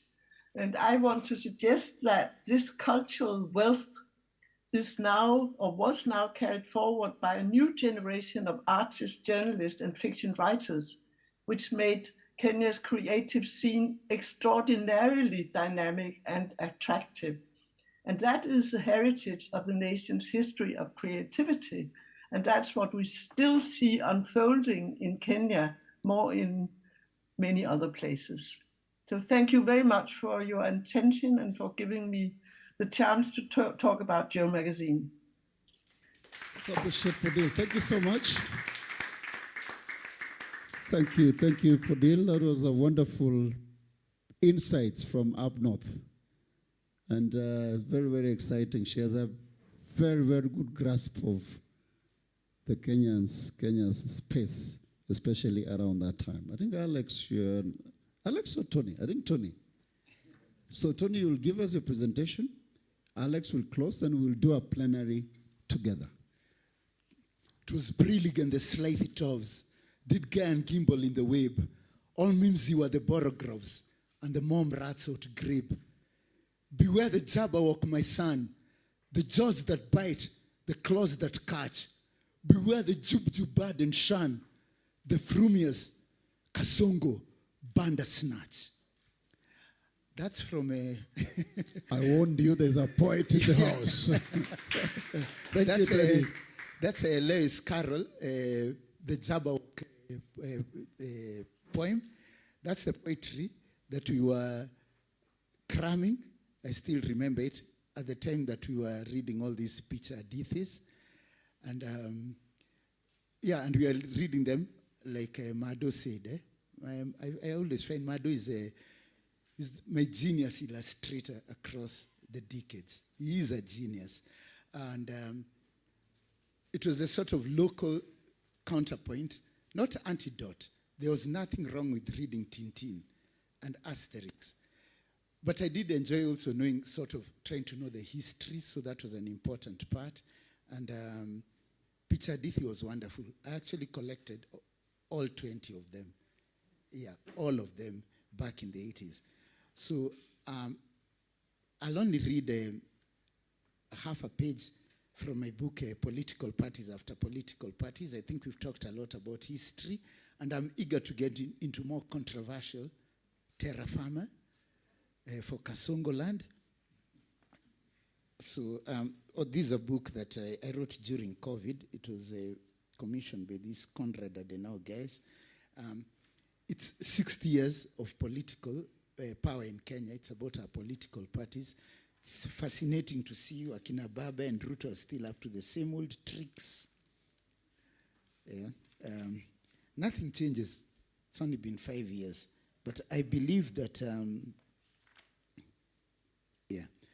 Pichadithi died on this graveyard. I think post-82, Terry Hurst caught a unicorn, and that was a fantastic unicorn. Everyone needed relaxation. But countries have moods. Yeah? Those who are old enough to remember the euphoria of 2002, 2003, moods changed. So I think even the mood changed. And the mood changed, and this is very brief. The construction of a Kenyan party state, 1985 to 1990. Kanu ni mama na baba. My great friend and very intelligent friend Jason mentioned it. The president's dominance was reflected in the revived importance of the ruling party, possibly the most significant political development of the 1980s, which now provided the main means by which the government controlled political debate. According to the 1982 constitutional amendment establishing a de jure single-party state, only members of KANU could serve in parliament, unlike Kenyatta, who had relied upon the provincial administration directly controlled from the office of the president to maintain control in the localities. Moi used the ruling party to monitor public sentiment and to suppress opposition. Local activists as well as prominent political leaders used it to silence their rivals and to secure the expulsion from KANU. The potential cost of political activity became much higher as ex-ministers were disgraced and financially squeezed, while less powerful critics were jailed or detained. Members of parliament, in their desperation to survive, traded allegations and countercharges with little regard for the frailty of freedom of discourse in Kenya, thus undermining democracy. Political strife in the districts became focused on control of the local KANU party branch, which provided rivals with an institutional base from which to challenge sitting MPs. With Njonjo now disgraced after the 1984 traitor affair and out on his permanent political exile, and Kibaki almost powerless, President Moi began in earnest to reconstruct the party and state in his own image, promoting Kalenjin and Abaluya interests at the expense of Central Province. Does that sound like a bit of deja vu? So during such times, things don't thrive. Things don't thrive. Creativity, ni mood. We humans, we're emotional creatures. When people say, and even the opposite these days, when people say, hey, that's a nagging wife, eh? If you have ever had a nagging wife, you better make them your ex-wife. Eh? There are people who drain energy. Eh? You can go to a house and it's either joy or you're drained. I hear men nag also these days, so this is not a gender thing. I'm just saying, even countries catch moods. Even Kenya is in a mood right now. And we're in Kasongo land. So I'll ask 4 volunteers to just come and stand here, for preferably very gender balanced, to come and hold the paper. Hurry up so that I can see Lex. I'll volunteer you like a conscript. I can see you. So hold this. Good. Hold this up. This is Kasongo land on any given day. Yes. Titi, come forward. And a lady. Okay. Oh, hold it. Just stand here. Let the headline face the people. Okay. Stand there. And, one more person. Yeah. Very good. My great friend, Kosone. No, don't read the paper. Hold it up. Eh? I'll give it to you. Yeah. There's a reason I'm doing this.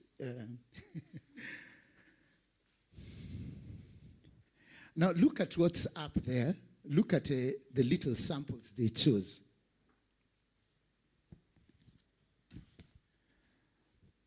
All of them are reflected here. All of them. Eh? Okay, I'll just start with our paper here. Civil servants reject SHA deal. I always call SHA shafted. Reject shafted deal. And SHIF, I call it shifty. Yeah, because it's shifty deals and then you get shafted. Yeah, for me. Magnificent duo, hold it up higher. Yeah, oh, sorry, what? Dexter. Okay. Andrew. Yeah, Andrew, hold that up higher. Uh-huh. This is the great tug of war for our resources. Yeah, I can see the lady in the Clementine, in the lovely heart. Already knows, you can relate. The great tug of war. It's our treasury. These 2 women, they're both very brave and very helpless, Nyantino, because one is the budget controller. So she does her budgets. And the Auditor General always reports on these things. But they take 1.3 trillion in 7 months. That's 1.3, that's 200 billion a month. Unauthorized, that's 70 million a day. Yeah? From a country like this. This is not France. Yeah? I'm not saying it would be better in France, but Titi, you're a pensioner, eh? So they are saying you can't take out, they are hoping that under 50s are withdrawing funds meant for them when they're in their 60s, 70s, 80s. So there's a very huge problem, eh? So this is not Omukenya's treasure. Yeah? This is you being forced. At my age, you had retirement, ile pali umefika, as we say, you just start taking it out. Eh? And that's supposed to be retirement. They're trying to block it. This is only today's papers. Shameful power deal. Eh? Yeah? well, yeah, we all know this is access to, these are part of the miracles of Orokoyot. Huh? Yeah? Yeah, this is Orokoyot. Orokoyot is very unpopular. Orokoyot is wondering, who can he look for? He can find somebody from Holy Baba to join his 40 thieves. And that's what you get from Orokoyot. Yeah. Here's now Omukenya's treasure. Yeah? The dirty money. This is it. Yeah? Where things like snakes, they turn into things. These are snakes converting into people. Have you ever read that one? That's the one there. To hide money here, as long as Orokoyot's miracle workers, those are the pastors. Yeah? It's never a donation anywhere else. It's always to miracle workers. Kevin Ogoku, we should interrogate that very, very much. And this is today. Kiari, this is the most creative. I always wonder, and people say, Kenya, for creatives, that where do we get our ideas from? Kiari, you'll have to say this daily. Our corruption never takes a vacation. And it's very creative. Tomorrow they'll be fresh. Just go and get, today I got this set of our main papers. I just missed the Star. It wasn't on the stand. But here in the Star's got one of those shitty headlines. But these are all stories. If you ever wonder, you say, oh, where do we get ideas? We do things even, across the road at Gute for Widamka. People scratch their heads and say, hey, where can I get ideas to write? I say, read the bloody papers. If you're into fast social, you'll never lack books from just this type of thing. So my suggestion for the future, upcoming online Pichadithi is, I'm a poet, but this is not particularly the time for just any type of poetry. There used to be that old debate about art for art's sake. It's very cliche. Right now, mood qua ground, I say countries have moods. We're in a very political moment, and a very dangerous one, and a very transitional one. And there are a lot of things that can be done. There can be people who can stay till 2029, and we can enter Putinism easily. I think we are going to go, for at least for the next 2 years to 5 years. I think the mood we should get into is making sure that the satire is very direct, that Orokoyot is Orokoyot. The trend already started. We saw it with the Kasongo. You can see Mado is smiling very happily. So I know we're on the right track. But that's the type of thing, at least for the next 2 years. It ought to be political satire. We did see it with that young man who was what was he called? Kibet bull. He called out the bullshit. I like to think he's the bull, but he was the bull calling out the bull. A Kibet bull calling out the bull. And I think right now that this is the direction for me in my thinking that we ought to take. Amakosone for the next at least 2 years as creatives.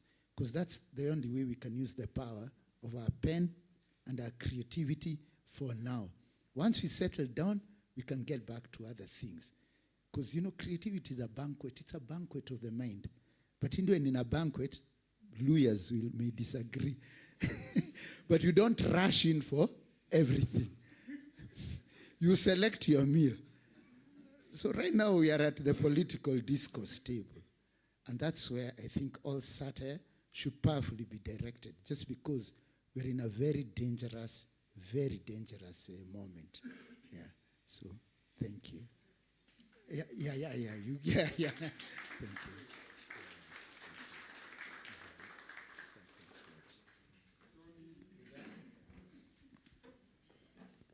Tony, you're done.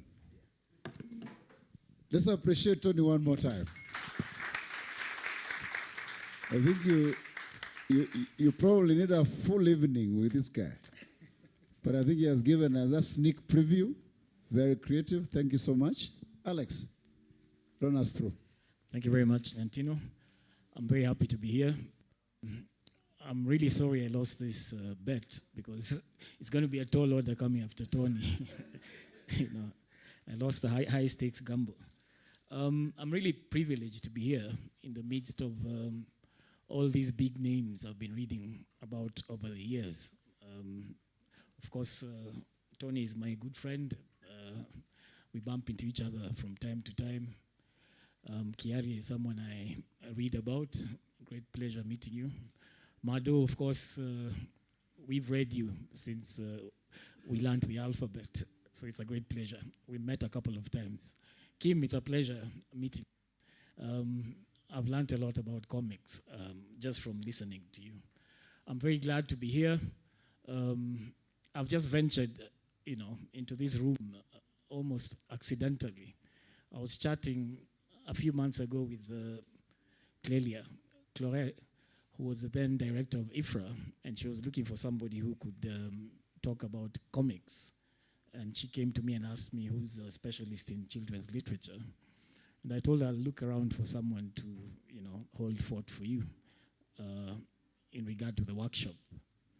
But when I thought about it, after a while, I said, I did read Pichadithi, and it's not something alien to me, so we don't really need to look for another specialist. I could probably just give my experience.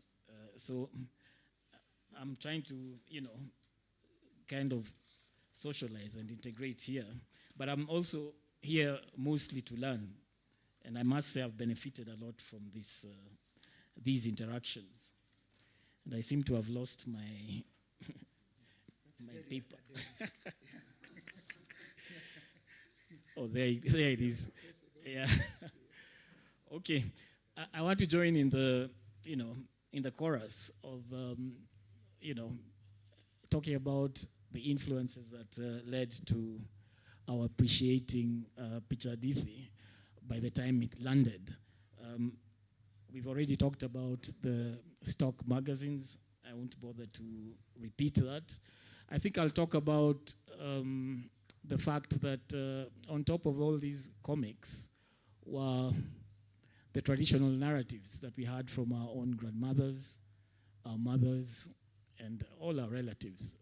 They gave us a knowledge of the stock characters that are used. In my community, we talk about Mwanahamuna. Mwanahamuna is, I think, the squirrel. And when you hear a tale that is involving Mwanahamuna, you know exactly what is going to happen. And it's expected that something about being a trickster is about to occur. We also know about the hyena, and we know about Linani. Linani in Bukusu is the ogre. The ogre is always greedy and is always a threat. And the ogre always comes disguised as a handsome suitor. So in a way, these things were not alien to us. And what happened in the cosmopolitan, space where we're growing up, I don't know whether, Tony, you remember the Majitu program that used to scare us on VOK back in the day. They used to come singing Sisi Majitu, and we were terrified. But the next week we'd be back for another episode. So all these were stock characters that we grew up with, and they were kind of consolidated so that we could understand when Terry Hurst came up with Pichadithi, it kind of resonated with us as an audience automatically, even within the urban setting. Remember, in the background, we have all those comic book characters. We also should add upon this the drum magazines that our parents brought to the house. Of course, we were not interested. We've just talked about Joe. That might have been catchy.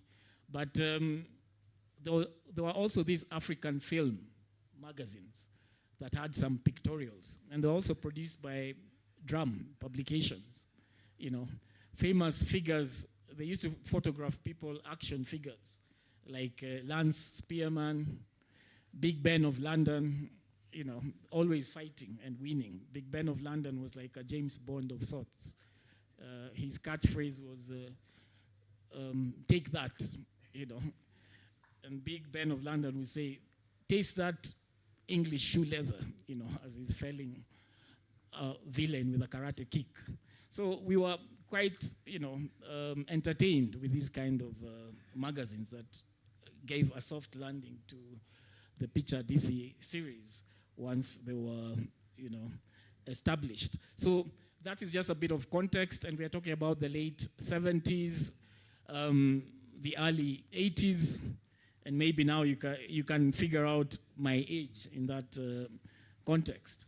Now, here I am several years later, reflecting on these days, having read these series, reflecting on my childhood, but from a different kind of framework, a different context.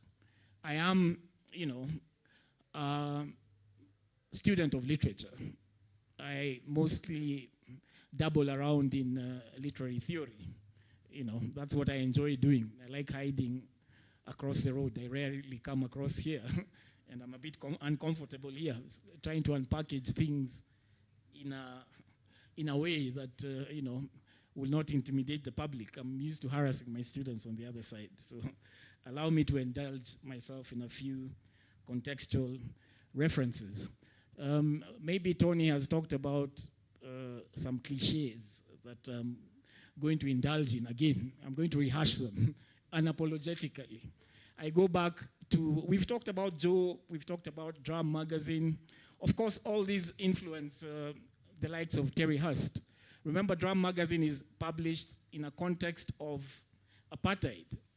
They bring out humor within a context of pain. The apartheid period was not an easygoing period, but these Drum Magazine writers, the likes of Kan Temba, Louis Kossi, and others writing in the 50s and 60s, who must have been,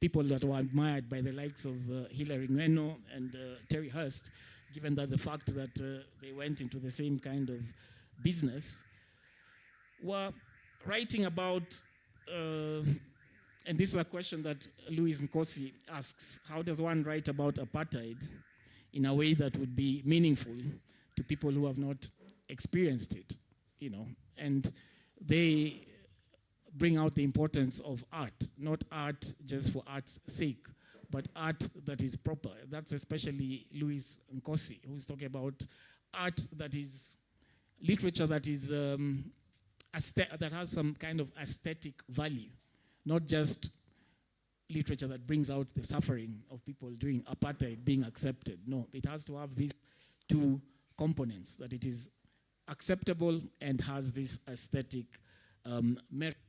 So I think I'll use that as my contextual base, the thoughts that Louis Nkosi brings out in 1967 in an discussion on the individualism and social commitment during the Uppsala Conference of 1967. That was about the writer in modern Africa. And he really harped on the fact that, a writer must write about the things going on in their society, but must also be talented. We just don't read any kind of writer. I will marry that with a scholar of oral literature known as Isidore Okpewo. Isidore Okpewo is famous for his text published in 1983, Myth in Africa. I think Myth in Africa kind of gives me the entry point into looking at this text by Terry Hurst as being part of African mythology. And the interesting thing about what Isidore Okpewo elaborates when he's trying to define myth in Africa, he goes back to the classical references of the definition of myth as a precedent of ritual after myth, and so on and so forth. Then he goes to qualitative analysis and says myth is just, a mixture of imagination and history. just to be very simple. Imagination and history. Now, it's the degree that matters, okay? If we are more on the side of history, then we are talking about the epic, historical time, the epic, the legend, and so on and so forth. We are looking at a continuum, like a speedometer. You know, on the left side, we'll have historical time, which will be the epic, and then the legend, you know. And then in the middle, we might have something like what we call the tale, the narrative.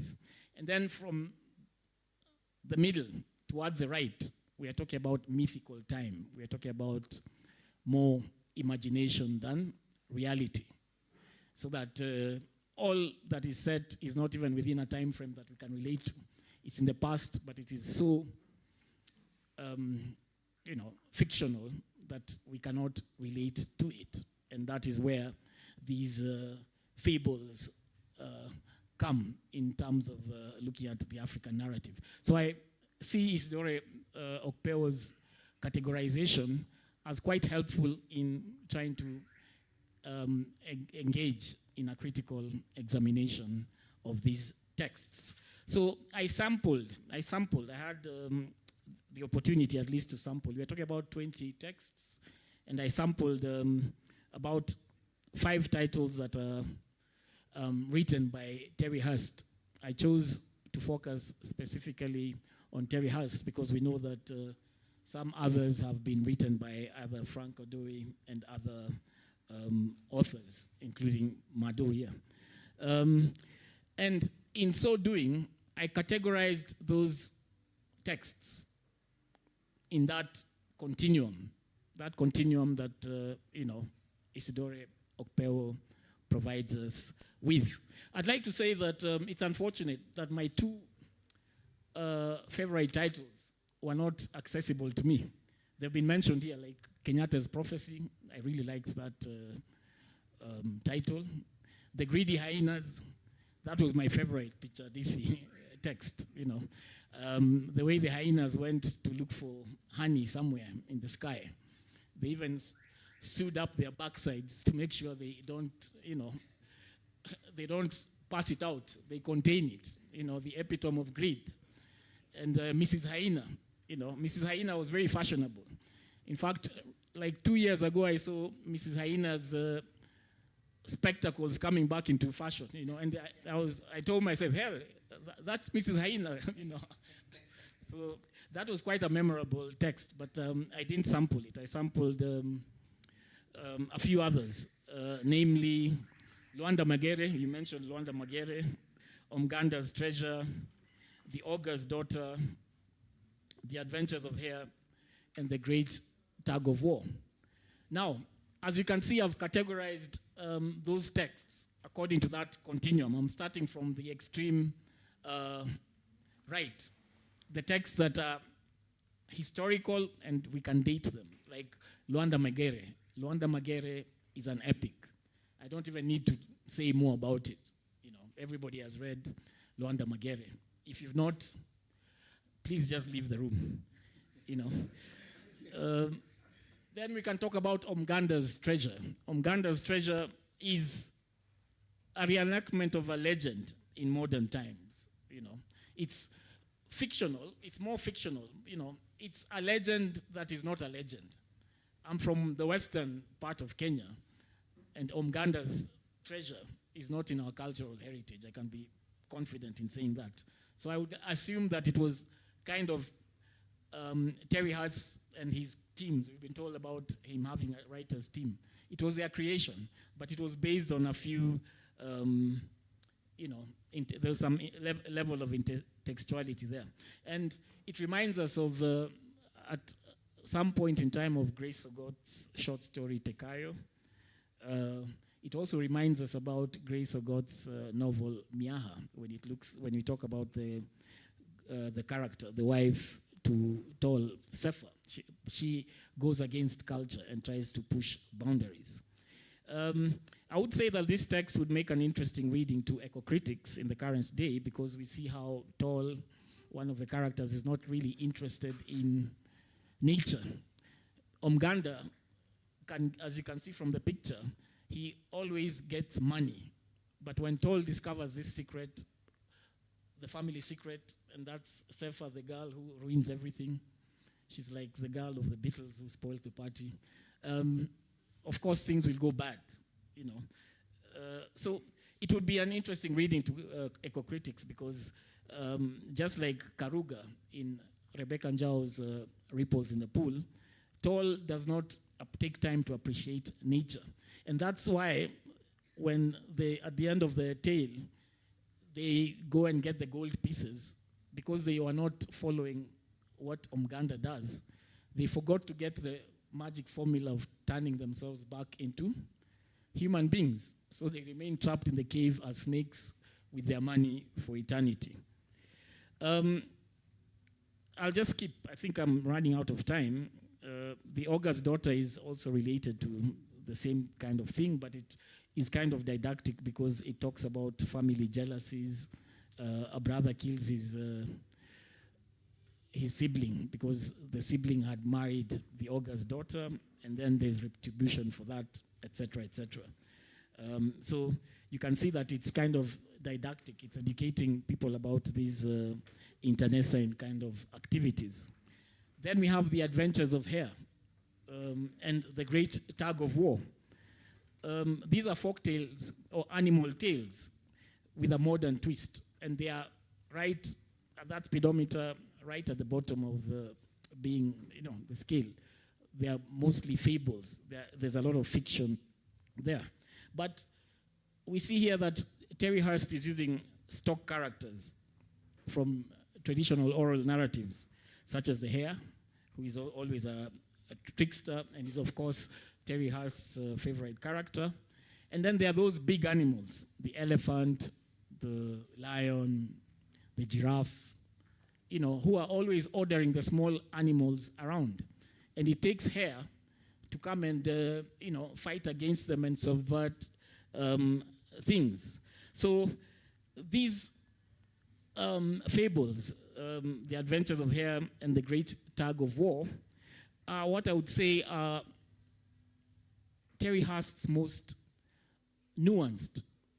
They are the most nuanced portrayals by Terry Hurst because he uses these stock characters as a diachronic framework that throws off the reader because the reader is imagining that he's been taken back to the past. Okay? However, the art of Terry Hurst is that diachronic framework is hoodwinking you because what he's portraying through symbolism, if you look at the symbolism, you'll see that he's presenting what is actually a synchronic take on contemporary social issues, right? The question has been asked here about writing in that time of oppression. How do you get away? And this is now answering the question that we were asking at the beginning of this presentation. How does one write about apartheid in a way that would be meaningful to people who have not experienced it? Now, there's another question. After Ngugi's arrest, Michere Mugo's exile, other writers who've been oppressed in Kenya, you know, such that there's this arrested decolonization. Writing has to move away from Africa to the West with those people in exile. How about those who remain here? They have to use a high level of symbolism. So the question then would be asked, we transform the question to say, how does one write about oppression without being arrested? The answer is right here in the work that was done by Terry Hurst. In fact, I would oppose what you said earlier. You said his most political cartoon was Luanda Magere. Kenyatta's prophecy was anti-colonial. Yeah, but I remember somebody here saying Luanda Magere was the most political because it, I don't know, okay. Yeah, however, ironically, you know, when you look at Isidore Okpeo's continuum, that should be the case. That should be the fact that this is the most historical, yet so it is the most political. However, these tales of Hare, the two tales such as The Adventures of Hare and The Great Tug of War are actually the most political cartoons amongst the texts that I've sampled. But, albeit with a very high level of symbolism and humor. So as children, we were probably just reading them and laughing. But with the benefit of hindsight, when I've come back to revise these texts, I've seen that there was a lot of politics and, commitment to it. So what I can say is, using the stock characters of traditional oral narratives, such as Hare, that use these diachronic framework of types of representative characters in society in order to provide a synchronic take on societal issues such as the exploitation of the masses by the wealthy. The depiction of Hare as getting out of tricky situations is a signal to the masses about the need for social consciousness and resistance to poor governance, which thus relates the work undertaken by Terry Hurst to what was described by Louis Nkosi in his, and I quote, recognizing the need for commitment in literature, but at the same time for grounding the supremacy of art in literature, end of quote. So form is as important in the composition of literature as content, and Terry Hurst succeeded in using the form of pictorial narratives in English to narrate the plight of the common man in post-colonial Kenyan society. Thank you very much. Thank you so much. Thank you. Let's give them quite a heavy discussion, right? You want to go cross over to Taifa Hall. Then you philosophize there with Alex the whole day. Very interesting. He has taken me back to my undergraduate classes where we used to argue with Professor Lukorito Wanjala the whole day and Professor Busolo Wegesa. We argue the whole day, we disagree, we become enemies, then the following day we say we are okay. That's our intellectuals. So thank you so much. Let's appreciate them one more time. Now, in the interest of time, we'll do a short plenary if there is any responses to the three presentations very, very quickly so that we close this in about 10 minutes. The conversation will continue. You cannot finish. This is just a start. Who can help us with the mic so that it can go round? Yes, my good friend. Yes, my brother. Your question or comment? Thank you very much. My name is Barak Odur. I am a journalist. I've been a journalist for the last 10 years or so. The main reason why I became a journalist is that I got exposed to these comics at a early age. We did a lot of Hakokan by Frank Odoi, then did a lot of Shakes McKenna. That one was when we were in primary school.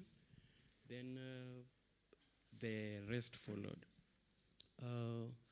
I know that there has been a lot of change. There has been what we call the digital metamorphosis that has really impacted heavily on how news is being consumed or how information is being consumed right now.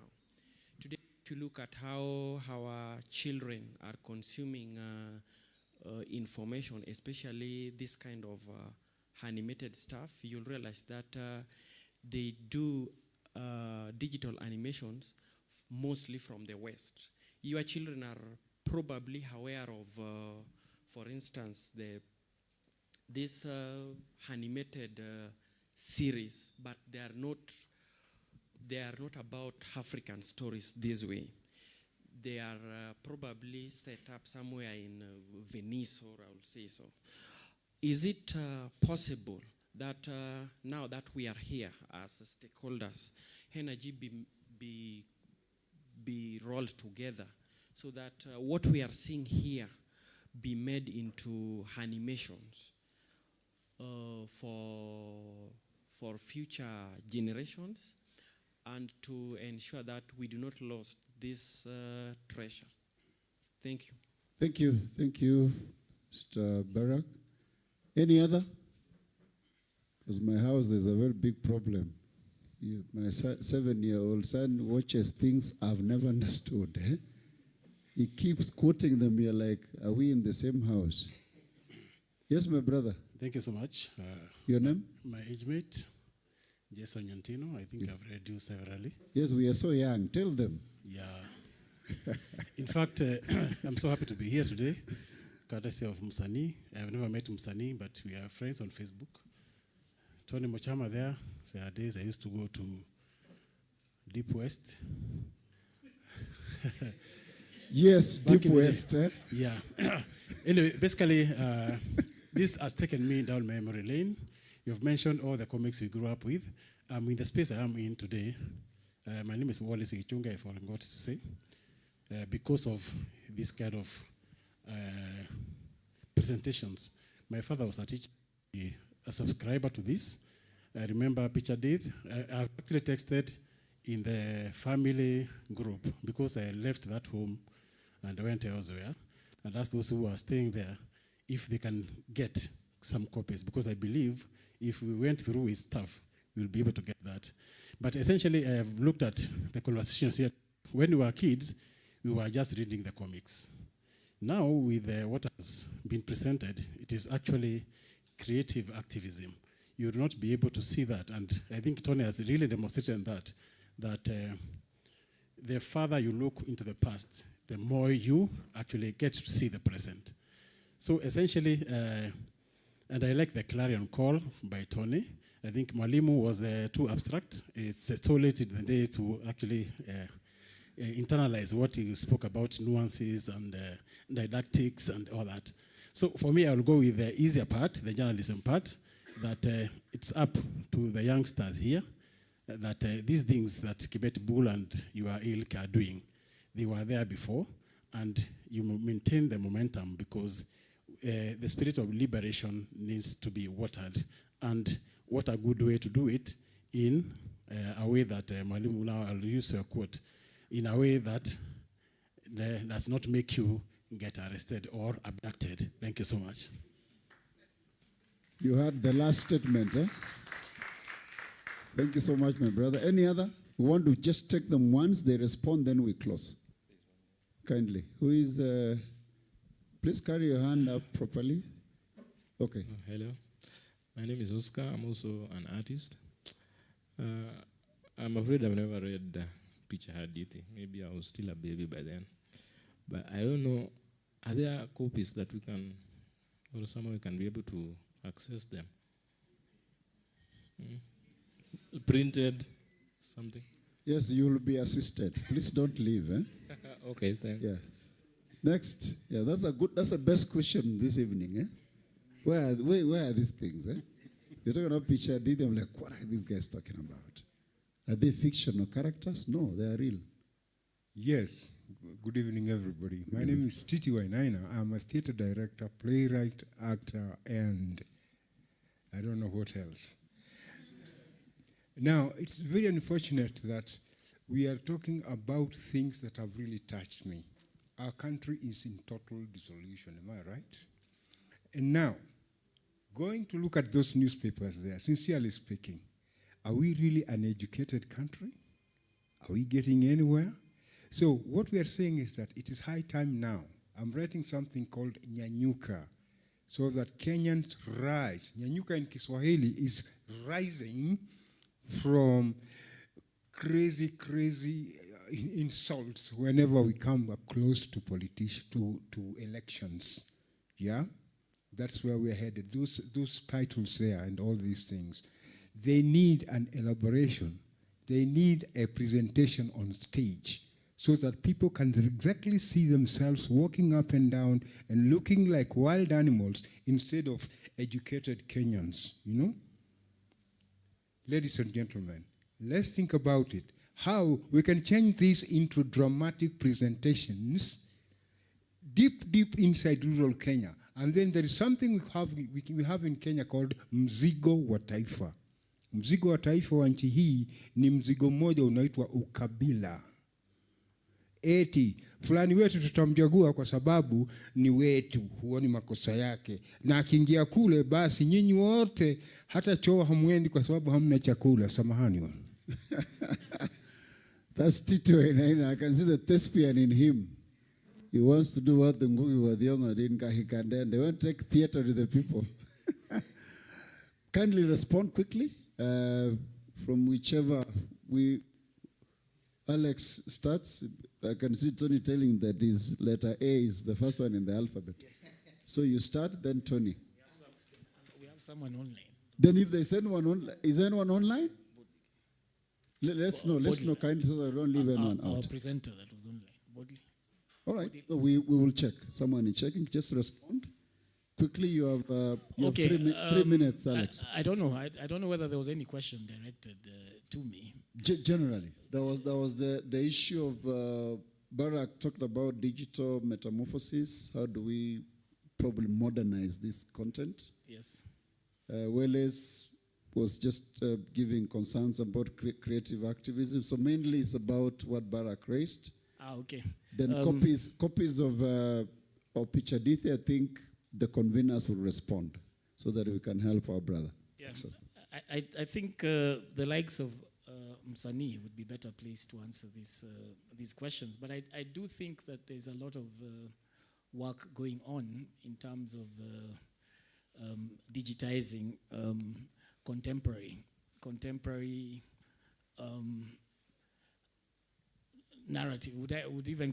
We currently have things like the graphic novel. I think we have one of our PhD students whom we sent to Pennsylvania, who's a specialist on that. And I think most of these texts are now digitized.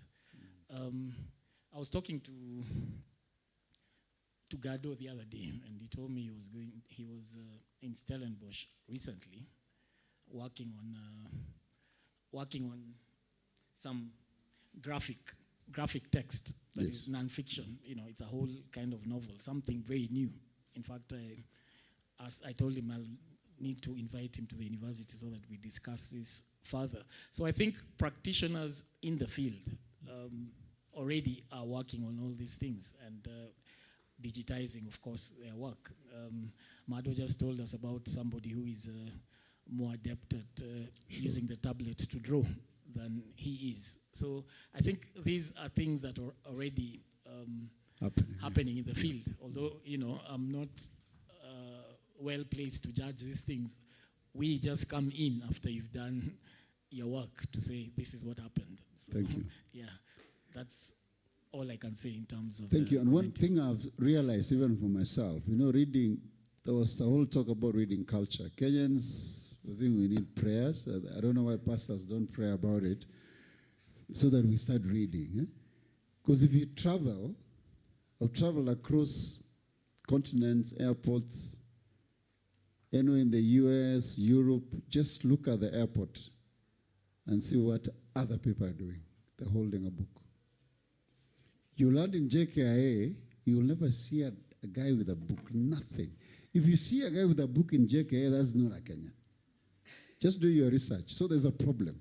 So we need to, because there's a big book I bought at the current country club, big book on JF Kennedy, because me, I love politics. Okay, good politics. I've never read that book for 2 years. It's on my desk. Poor me. But I have watched enough documentaries, same content, in my car anywhere, and I enjoy. So the young guys here, please animate these things. It's your responsibility, by the way. It's not us. Some of us are fossils already. So pick this up, animate it, give it that creative punch, modern. The publisher is here. They'll advise you on what to do. Tony, what do you have to say? You are... If you are a Tyrannosaurus Rex, you still have very sharp teeth and claws. So we haven't, no, well, if it's about the reading part, it always perplexes me. Like if you're in a matatu, wherever you are, or even when you are doing your bowel movement, what the hell are you thinking about? Because I'm always reading. Like there's always an alternate world. Yes. And you know, that's the way. It's not, although the kids are trying, Wakina Lex will tell you that she's doing readathons. They have a lot of things going on. There are those strange challenges. You read 150 books a year, which I find a bit odd, but at least there's some excitement. Gen Z are good. It's these millennials, I don't know what happened to them. There's something wrong. Thank God. Yeah, yeah. Thank God for Gen Zs. Thank God for Gen Zs. Excellent. But yeah, I want to say to my old friend Titi, don't worry too much only about tribalism. By 2027, there'll be 15 million Gen Zs between these Gen Zotters, between 18 and 30. And a lot of them, even when you saw those protests, they weren't just here. They were, I saw even in Kisii, Wapi, our place there, you saw they were everywhere. So I do think that finally, that tribal thickness, that strange glue, that opacity is being swum through. Yeah, because sometimes when everyone is suffering, you know, suffering as a way of just leveling things. And this generation, I mean, these kids are not willing to take it. They were very bad in 2022. Only 18.8% voted. But somehow Kasongo has managed to activate them. So there are issues now of what IBC will do and so on. But those are deeper political issues. What we can do, I'll just reiterate very quickly what I said. Wakina Mado and everybody must have been pleasantly amazed to see just a silhouette go viral. And what it took to stop that silhouette was both an abduction at Christmas, plus that young man went to Tel Aviv. But it was a silhouette. Literally, people became afraid of their own shadow. And they started chasing their shadow. We normally use these expressions just in an English way, but this was a literal, you know, being scared of your own shadow, then you chase it. And I think we won't need this type of just satirical things. I think we'll have to be a bit more, well, satire in terms of direct comparison when it comes to this new generation. We are not in the Moi regime. In fact, we have a lot of freedom and a lot of oppression. So it's not that time for, you can't talk in a bar, like you said about Moi. You can talk about Kasongo now, except, of course, even them, they are struggling. How do we deal with this thing? Because, you know, your phones and so on. I mean, how many people can you really abduct if many things go viral? And then lastly, Wallace, I know it was the law. I did law, I've never practiced, but I did feel a bit bad when our friend had gotten to know Akinyi quite well when she was arrested the other day. But even for those are the stories we should be telling. I tried to do it with Princess Adis. It was actually inspired by Akinyi. She really enjoyed the book, which I found odd. When you're a drug dealer and you end up in prison, but she had a very good attitude towards it. But we also need more, I think, graphic novels. It always astounds me that we don't have.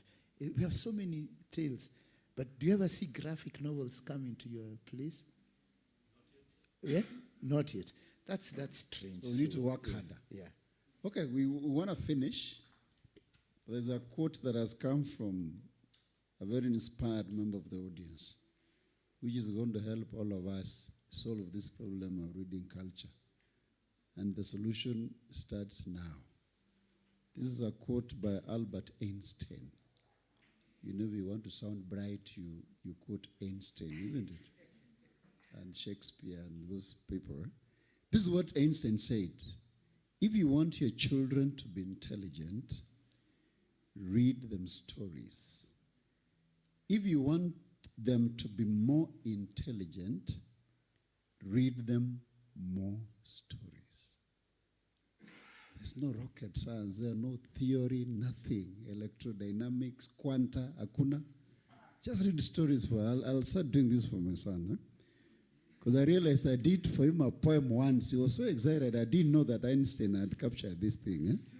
So those of us who have children, please, kuanzia leo, go home early. There's a cocktail. We'll make it shorter so that you go home and read stories. Eh? Carrie, do you have one word? I'll talk to Carrie. There is my good friend Mado, then my good friend Kim. Anyone else? I don't want to close anyone out. Is it burning, my brother? It's burning. Can you just bring up, we see the fire? Please, is there a microphone near there? And be brief. Please be brief. Very brief, because I've run out of time. My name is Andrew. I always say, like, today we are wondering, where is the copies?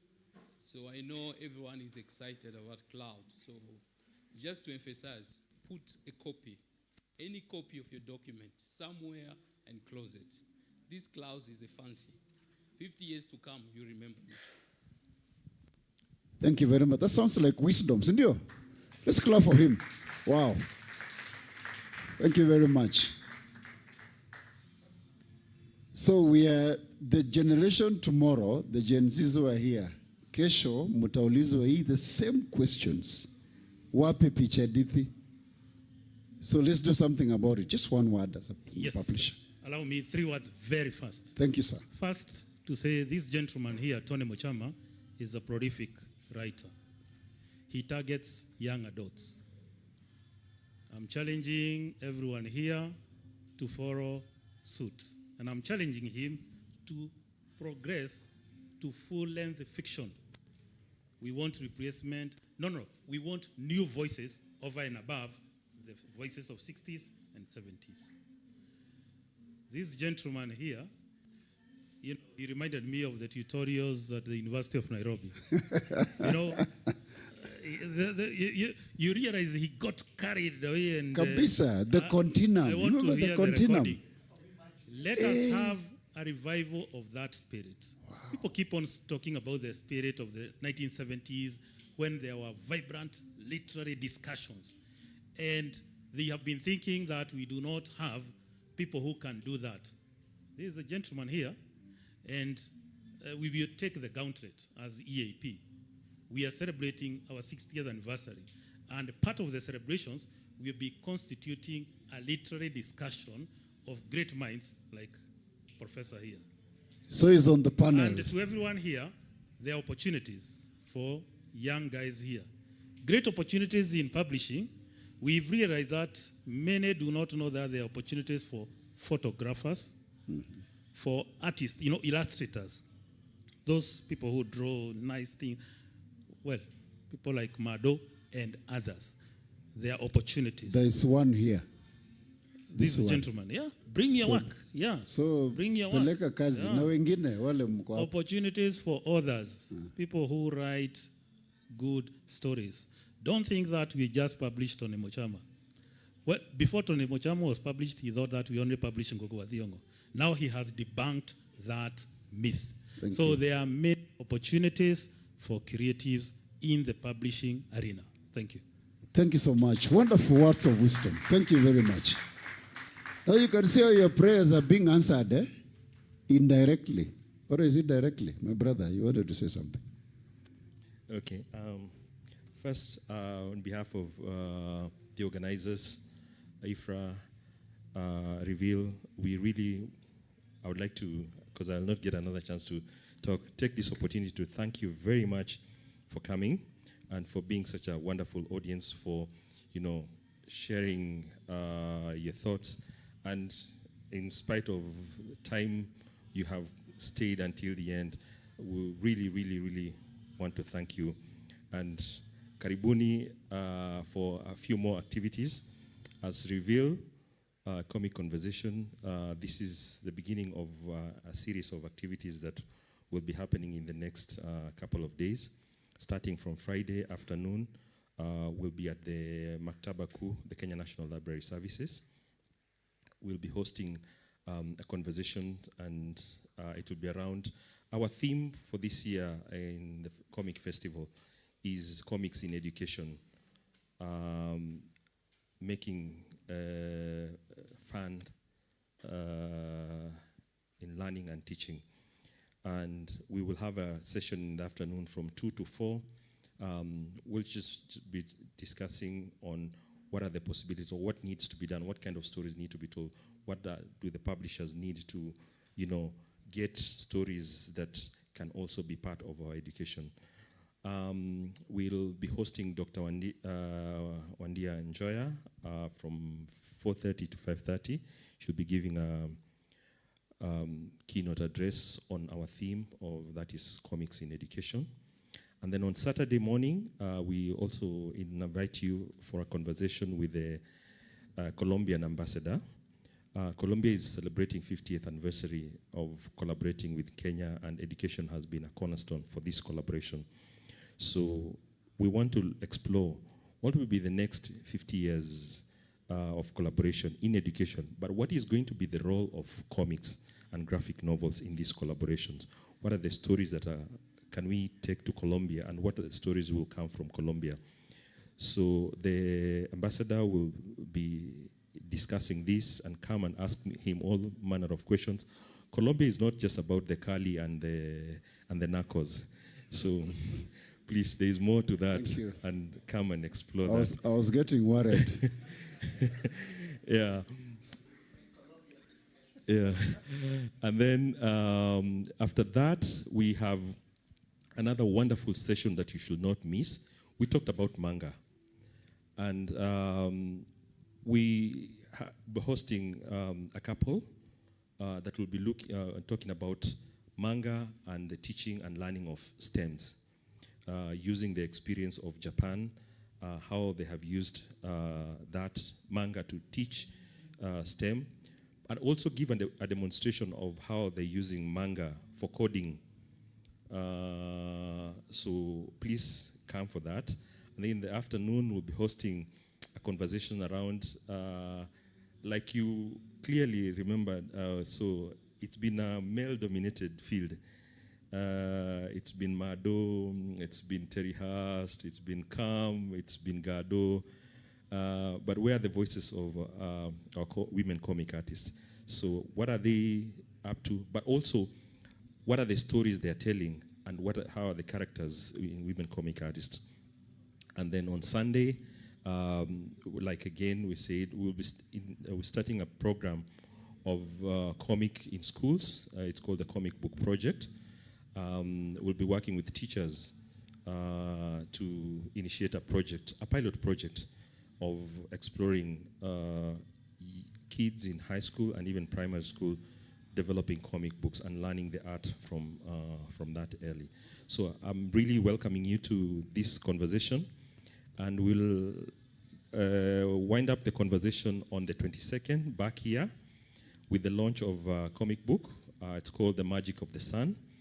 And it's basically looking at how you can use comics for stories about renewable energy and specifically solar energy. So it's really a wonderful book, and we're inviting you for the launch of that particular book as well. For just the last thing that I would like to now link to this one.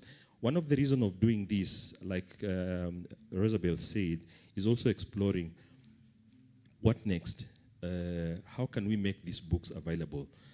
Oscar asked, how can they be accessed? So that is one of the questions and one of the aims of even hosting this. And that's why we even we were very specific in terms of the people that we brought. KK as the original publishers. We're talking with the Terry Hurst families. Mado is here, and all the people who are involved. You remember Mado talking about Cool, the original publisher, being in these conversations, because we're saying, how can we bring them back, and how can we make them that they're accessible, so that Oscar never gets to ask this question again on how they can be assessed. Thank you.